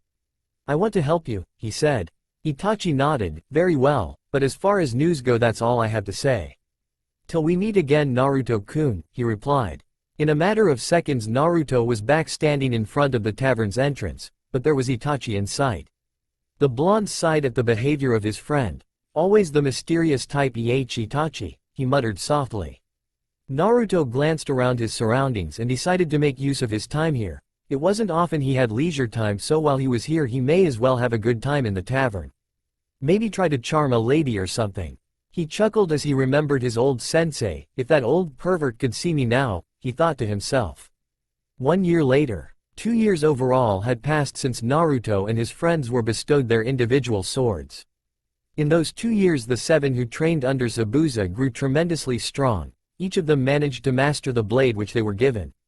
It pleased Zabuza along with the rest of the rebellion to see the improved proficiency of the young ninjas with their designated weapon. They had grown from being reliable ninjas in the rebellion to genuine threats to the Mizukage. In that span of time the political landscape around the world was drastically changing. Despite the time the 7 spent training under their sensei Zabuza, they still took part in the occasional mission, and so far the years had been good to the rebellion. Massive strides were made by the rebellion to the point that victory now seemed achievable. Over the years the rebellion had prioritized guerrilla warfare in their tactics to weaken the Kiri military. This method took a lot of time and preparation for them, but this method reduced their casualties significantly. With sabotages and raids to Kiri's supply lines outside the village, and ambushes on their marching forces, the rebellion was able to hit the Kiri's military where it hurt. The damage accumulated over the years, and now for the first time in a long time, the rebellion now had the upper hand. The Mizukage was now cautious and paranoid. He was beginning to act more conservative, and this meant that they rarely had to worry about troops outside of the capital. All that was left was to overthrow the government itself and defeat the Mizukage. But of course, this was all easier said than done. Over those 2 years there has also been a drastic increase in the volunteers and troops who joined the rebellion. Many people throughout the Land of Water were inspired by the heroic actions of these freedom fighters that they decided to sign up. Among the notable new recruits of course was Karen and Gurren. The two of them had proven their loyalty over the years. Karen was known to be one of the rebellion's most skilled medics, not to mention being their most proficient censor. Gurren on the other hand proved to be one of their most powerful soldiers, with her crystal release doing a lot of damage to the Mizukage's forces. But while things were going according to plan for the Kiri rebellion, the same could almost be said to Konoha, and this distressed Naruto immensely. Over the past year, Sasuke's stranglehold in Suna had become infamous to the point that it was known to be a dictatorship. Suna was struggling immensely under Sasuke, and he heard rumors about the inhumane treatment towards the Suna civilians and ninjas. They were treated like second-class citizens, while Konoha ninjas used the village as a strategic military base. There has been news on Gaara as well, and none of them good. He was still imprisoned, and according to the intel gathered by his spies, it turns out he's being controlled by Sasuke and being used a trump-card weapon. Kiri was also currently a target of Konoha, but for the moment Danzo chose to watch from afar and allow the rebellion to unfold. The old Warhawk was a crafty and cunning bastard. He planned on waiting till either the current regime or the rebellion would win the civil war, since it meant that despite the outcome the winner will be at his weakest point, and that would be the most opportune time to strike. Other than Suna and Kiri, it was well known across the lands that Konoha had also annexed Takigakure. It was now a military base for Konoha, but their original goal of finding yet another Jinchuriki to control turned out to be a failure. They easily managed to control the area and the land, but they searched tirelessly for Fu, but only to return empty-handed. They had interrogated the many civilians and ninjas of the village, but none of them were able to come up with a concrete answer to her whereabouts. Naruto on the other hand knew exactly where she was. Itachi decided to bring her along with him. He had heard from Itachi a few months ago, and the Uchiha updated the young blonde of his current plans. According to Itachi, the Akatsuki were recruiting some new members and they were to resume their plans sometime soon, and to prepare Fu for such a task he decided to bring her along with him for the meantime. He was training the young Jinchuriki to protect herself, so that if the time comes that he must leave she would be able to sufficiently defend herself against the S-rank organization. Other than that, Itachi was also laying low for a while. The search for Fu was extreme on both sides, from Konoha and the Akatsuki. This stopped Itachi from gathering more intel within Konoha, particularly the status of Jiraiya and Tsunade. This mission was put on a momentary hiatus until Itachi deemed it clear to investigate the village once more. From what Naruto heard, Itachi and Fu were hiding somewhere in the Land of Waves, after Naruto recommended he stay with his friend Tazuna. But they could be anywhere by now, since Itachi was always the cautious type and for that reason he tended to never stay too long in one spot. Base HQ. Many of the rebellion's highest-ranking officers and most trusted ninjas gathered for an important meeting. They were all called in by none other than the leader of the rebellion, Mai Terumi, and she stated that she held vital news with her. Many among the ranks had grown in confidence since their cause was beginning to gain more ground. Their visions and dreams were coming to a fruition and it began to send a sense of joy and pride in their work. These brave men and women were risking their lives to finally achieve peace in their home. This new sensation put a lot of these shinobi at ease. Having the upper hand in battle gave them the opportunity to relax for once. "Attention everyone," Mai announced as the crowd of ninjas began to grow silent. "I have called you all here because as it stands right now, our rebellion is one big breakthrough away from finally being able to launch our final attack. I've sent some of our ninjas to scout the perimeter of Kiri. According to their findings, as it stands, we have a reasonable chance of success if we attack with the forces we have now."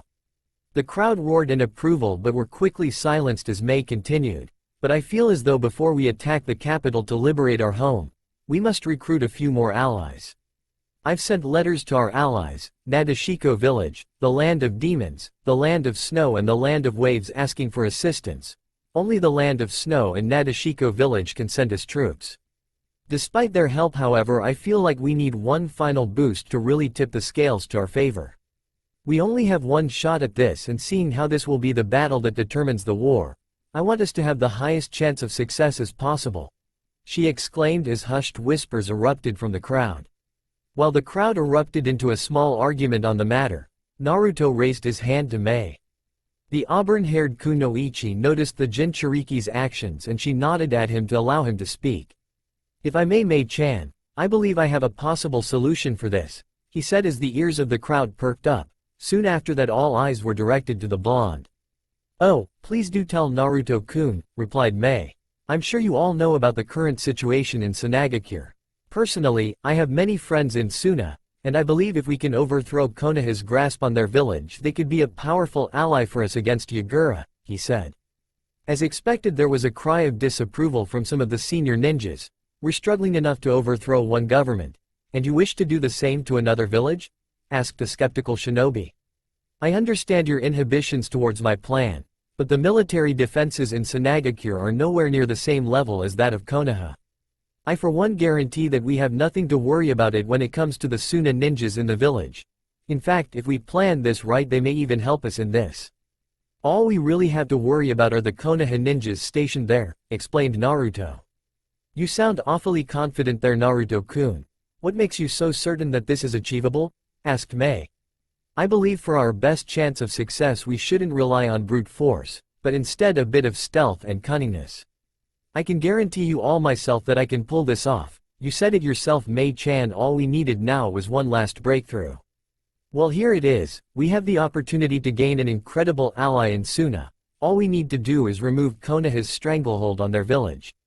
Mai pondered on the young man's request. There was a multitude of pros and cons that went with this plan. She scanned across the room and she noticed that the room too was divided on the topic. Many felt it was too risky of a choice to make, since if things didn't go well, Konoha may soon be on their ass. Not only that, but if it failed, they could potentially lose valuable troops and supplies, which may weaken the rebellion in the long run as well. But others also agreed with the blonde. There were certain times that daring risks were needed if they wanted to come out successful. You wouldn't get anywhere by playing it safe all the time. Naruto continued to argue for his case. I'm sure you all are also aware of Konoha's plans. It's been said by our organization's intel that Konoha was keeping a close eye on Kiri. Even if we do win anyway, Konoha will be targeting us regardless, and that means we won't have time to rest and regroup to defend ourselves. But if we manage to liberate Suna, we put a wrench in Konoha's plans, and that may delay them for a while, giving us time to prepare. Not only that, but Suna could prove to be an ally for us against Konoha as well. This will make them think twice about even targeting us, he explained. Zabuza noticed Mei's apprehension and he decided it was time to intervene. He walked over the kunoichi and whispered advice into her ear. Mei-sama, I think Naruto is right. This is a bold move and a big risk, but I believe it's one we must make. This could be what assures us victory, and if puts you at ease, I believe in Naruto. I've been training him and the others for these past few years, and I am confident in his ability. He's strong, as much as I hate to admit it. He's surpassed me a long time ago, he said, capturing the interest of Mei.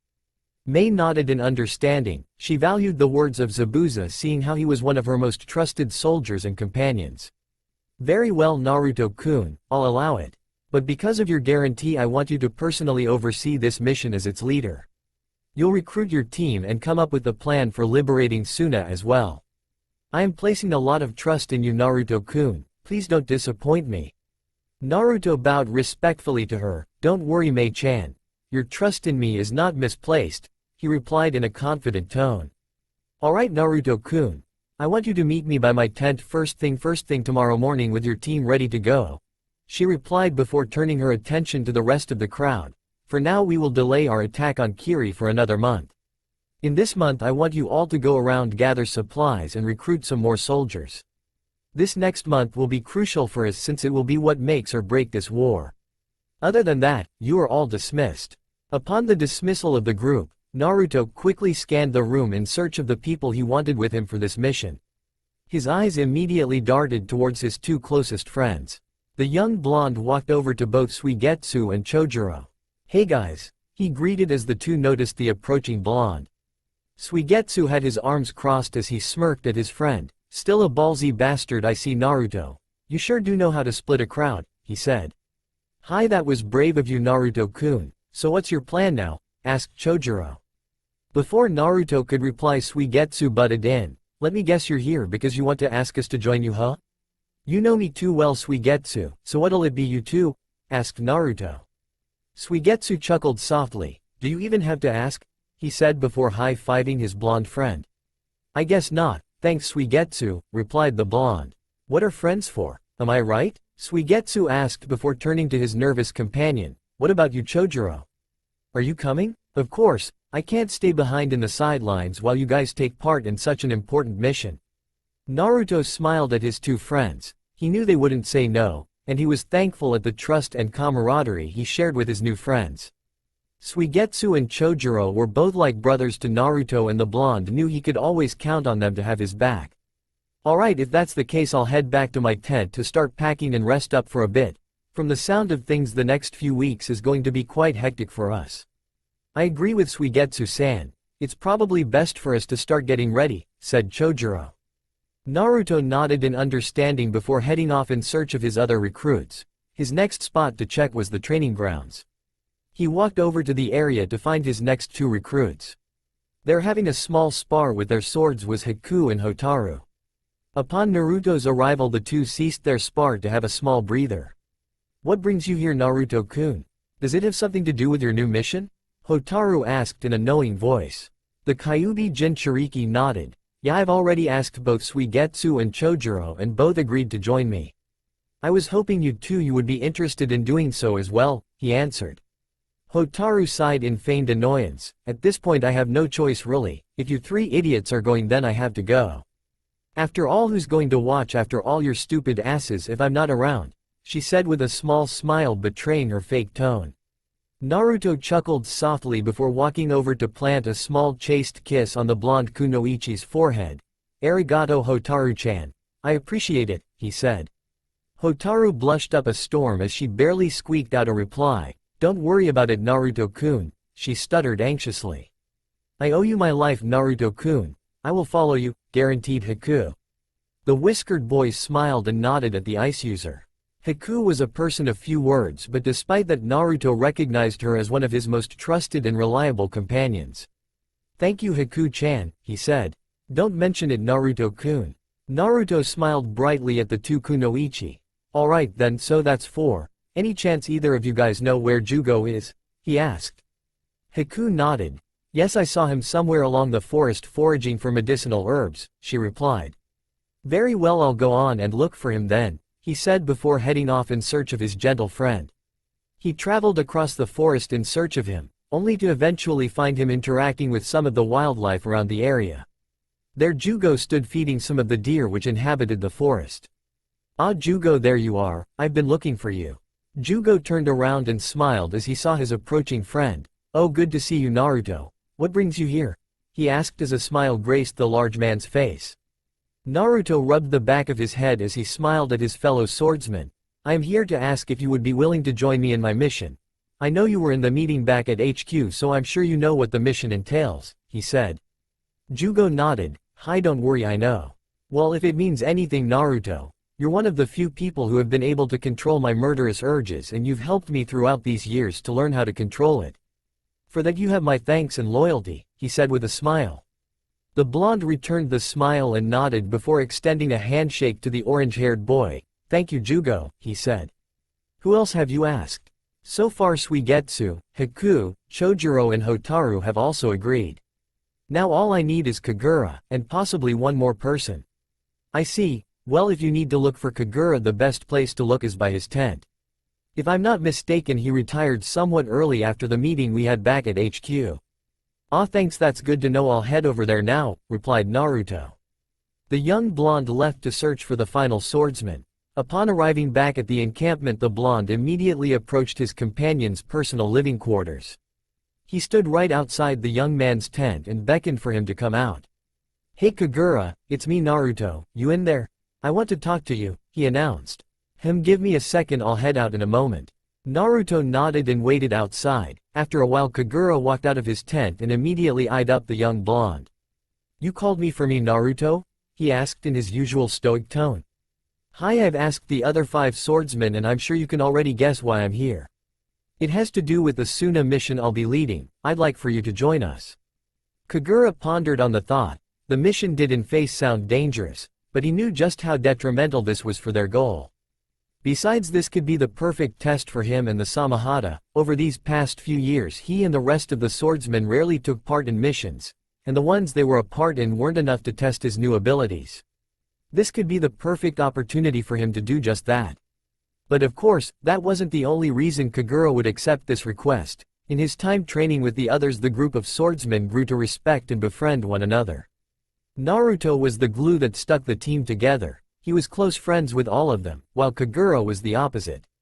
Kagura was the most distant from the group, but that didn't mean he didn't care for his comrades. He cared very deeply and even regarded them as his friends. The only problem for him was that he just didn't know how to express, so he tended to keep to himself most of the time. But among his fellow swordsmen, the one Kagura respected most was the man in front of him. He and Naruto didn't always see eye to eye, especially at the start, but over time Naruto was one of the few people in the rebellion who was able to see the true side of Kagura. The blonde knew that despite the young man's stoic and detached demeanor, that underneath all that he was a reliable and trustworthy ally. He just happened to have a dark past which affected him to this day. Of course, this wasn't something new to Naruto. After all, he was teammates with Sasuke in the past, so he knew full well how to handle people like them. I think you already know my answer, my Naruto, he replied with an uncharacteristic smile. Naruto smiled brightly back at his aloof friend. I just wanted to make sure, Kagura. But I knew I could count on you. I should probably leave you to it for now, but remember we have to meet at May's tent sometime tomorrow morning for a quick debrief before we go, he explained as Kagura nodded in understanding. Very well, I'll make my preparations now. I'll see you tomorrow, Naruto, he replied before heading back into his tent. Alright, so far so good. All I need is my final member for this mission, Naruto thought to himself before mindlessly walking over to the base's medical tents. As the blonde entered the medical unit, his eyes landed on a beautiful crimson-haired girl. The redhead was doing her rounds watching over the sick and wounded, and in a matter of seconds her crimson eyes turned to his direction. Karen's cheeks reddened slightly upon seeing Naruto. Truth be told, she held a bit of a crush for the Jinchuriki over the years. It started off as a small attraction due to his looks and the warmth of his chakra, but after getting to know him and spending more and more time with him, she developed a definite crush on her fellow Uzumaki. But of course, she didn't know exactly how to act around him. She knew of his complicated relationship with her friend Hotaru, so she decided to step back from her feelings out of respect for her friend.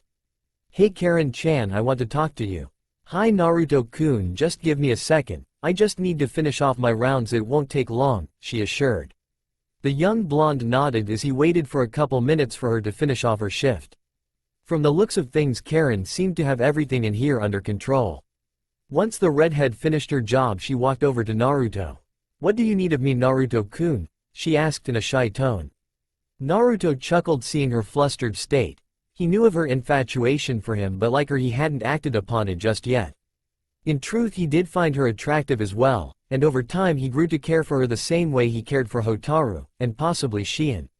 But his love life was the least of his concerns. Naruto was solely focused on his training and on the rebellion. Besides, he still felt somewhat of a connection to a girl back home. As much as he hated it, he couldn't get his mind off that one girl, and it annoyed him to no end. Maybe after this entire ordeal, once things settle down here in Kiri, Naruto can finally settle down. Despite his thoughts on Sakura, he knew it was an unrealistic goal. For all he knew, she was probably already with Sasuke by now, either that or she may have met someone new.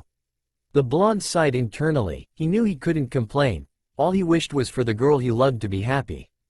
The young Jinchuriki shook his head of his thoughts. This wasn't the time for him to mope around, especially when he had an important job to do. He cleared his throat before directing his full attention back to his fellow Uzumaki. "Karen-chan, I'm here to ask if you could possibly join my team for our mission in Sanagakure. The team I've made so far includes the other swordsmen, and basically our role is to focus on combat. You on the other hand can be our perfect support system since we lack a proper medic. Both Haku and Hotaru know the basics of first aid, but your skills far surpass theirs in that regard. That and your sensory skills can prove to be invaluable for a stealth and infiltration mission such as this." The redness of her cheeks deepened at the praise given to her by the blonde. "You give me too much credit, Naruto-kun, but I promise to do my best. I'll come along and provide as much support as you all need." "Thank you for thinking of me, Naruto-kun. I'll make sure not to disappoint," she replied shyly as her eyes nervously glanced back and forth from the floor and Naruto's cerulean eyes. A foxy grin graced Naruto's whiskered face. He decided to be a little bit cheeky towards Karen after seeing her current state. He walked over slowly and caressed her cheek with his right hand.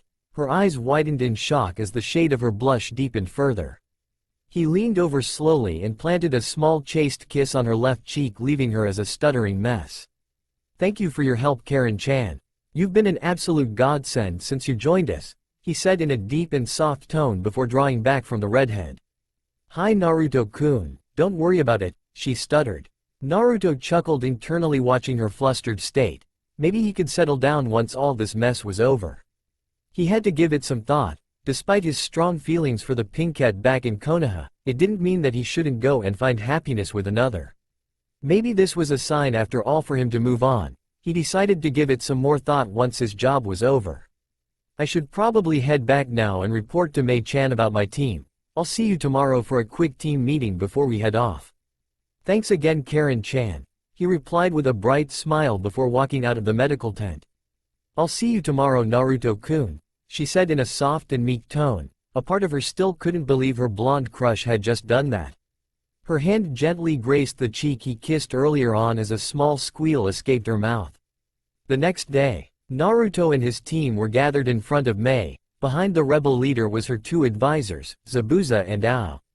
"Well, I won't keep you eight for very long. I know it'll take roughly a week to get to Suna, and so for this mission time will be of the essence. I expect you all to keep me updated with your plans. Use your summons to send me messages, and if things aren't looking good don't hesitate to either ask for assistance from me or flee altogether," she said as the soldiers all nodded in understanding.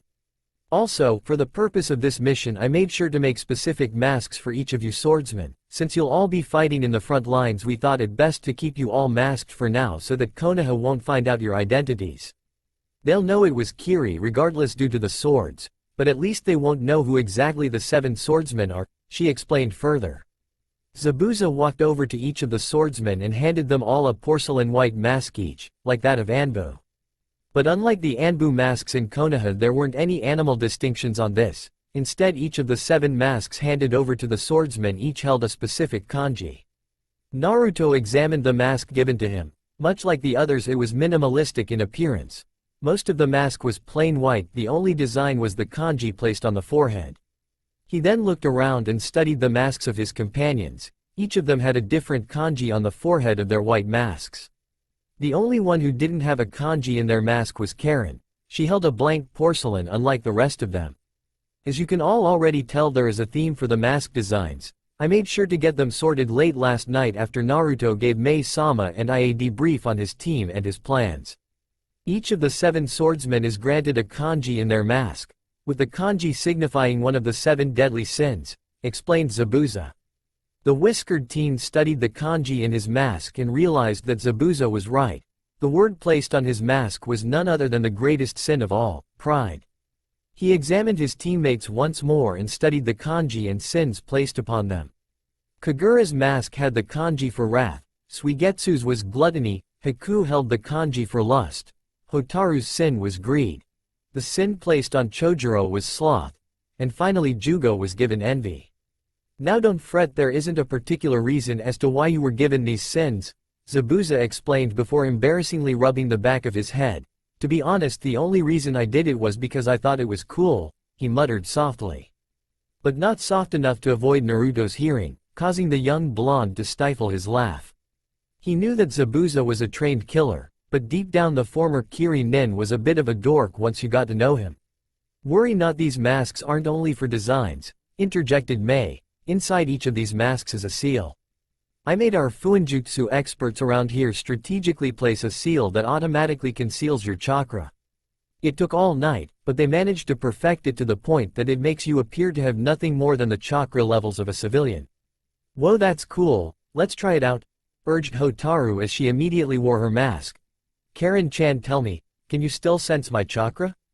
The redhead focused herself to sense the surrounding chakra, and much to her surprise the chakra she felt from her was lessened immensely.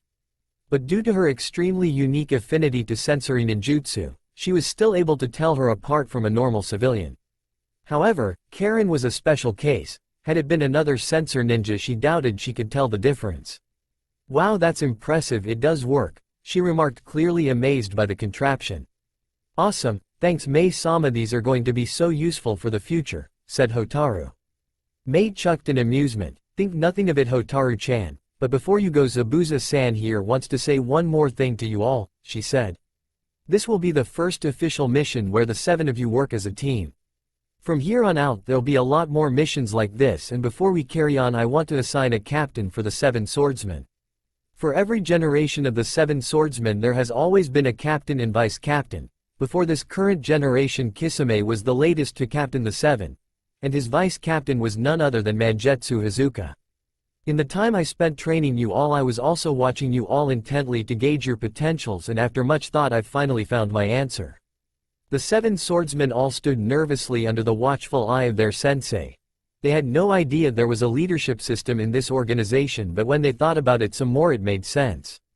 The group was split half and half on the subject.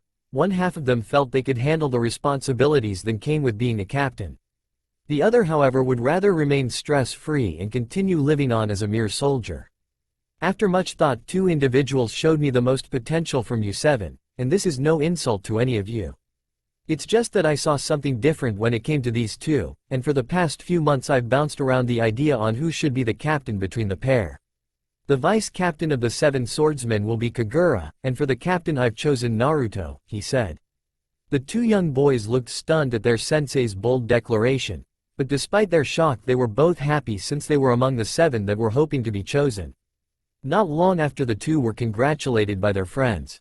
It made them feel proud of themselves for earning the faith of their sensei and their peers. Zabuza watched the entire exchange with a smile. It all made sense for him to choose the two. It took him a while to come up with a proper decision, but in the end he was pleased with his own selection. He studied all his students, and although he saw potential in all of them, he didn't think all of them were entirely fit to be leaders. Chojuro suffered from anxiety from time, and Zabuza felt he didn't have it in him to boss people around.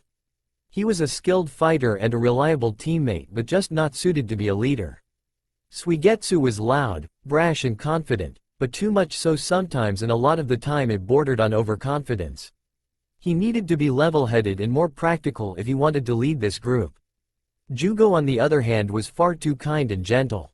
He knew he could trust the young man in a fight, but he doubted that when push comes to shove Jugo could make the tough decisions that had to be made. From the girls, Hotaru was also out of the running. She was bubbly and energetic, but at the same time childish and naive. She had a lot of growing up to do for her to be a captain. Haku on the other hand was the only other one in the running. Zabuza knew her the best from all the students, and she was the person he trusted most, and had it been a different group Zabuza probably would have chosen her to be a captain, but it just happened to be that she was placed with both Kagura and Naruto. Kagura had the natural instincts to be a member of the Seven Swordsmen. His skills were rivaled only by Naruto, and the two of them had created somewhat of a gap in power between them and the other five. But aside from his prowess in battle, Kagura was one of the most level-headed and reasonable members of the group. He has also proven himself to be one of the more intelligent members of this organization, and he has displayed his intelligence time and time again during their training and missions, from being able to come up with sound and practical plans that lead to victory. The only thing that stopped him from getting the rank of captain was his reserved demeanor. He knew he could lead by example, but he felt that the captain also needed to lead by words. That's where Naruto comes in. The young blonde initially didn't prove to be a leader type for Zabuza. But over the years he matured immensely, though he still maintained a bit of childish charm and the occasional bits of immaturity. Naruto grew from being an unorganized and unpredictable ninja to be one of the more capable and successful tacticians in the rebellion. It helped that he had something most of the others lacked: creativity. For a long one thing the blonde lacked in was a bit of intelligence, but after forcing him to study and with the help of clones over those years, they were able to neutralize that and even turn it into a strength. But probably the most vital reason for Naruto's appointment was his attitude. He showed a willingness to sacrifice himself for this cause, and it put actual Kiri natives to shame, since Naruto was originally from Konoha. He bled for the land, and he fought for the cause. He was the symbol of what a soldier around here should be. Zabuza has seen Naruto's interactions with his peers. He knew full well how the blonde had a talent for words. After all, it was a speech from the blonde that made him change his old ways. He knew how he inspired his fellow peers and his friends from both his words and actions. He worked harder than anyone during training and during missions that had inspired others to follow suit, and he had given speeches that have rallied men and women to continue fighting on. All in all, the blonde was a diamond in the rough. After some maturing, he grew from being a whiny and cocky brat to being a trustworthy leader of men. Well, that's all, Zabuza and I had to say. Good luck in your coming mission. May you all stay safe, Mei said as she directed a charming smile to the 8 soldiers in front of her. Naruto smiled back before turning back to his troops. All right, everyone get ready, we'll be heading out now, he said. It seems we'll be seeing each other real soon, Teme. That's all for now. If you want to see next part, then please like this video and subscribe my channel. Thank you.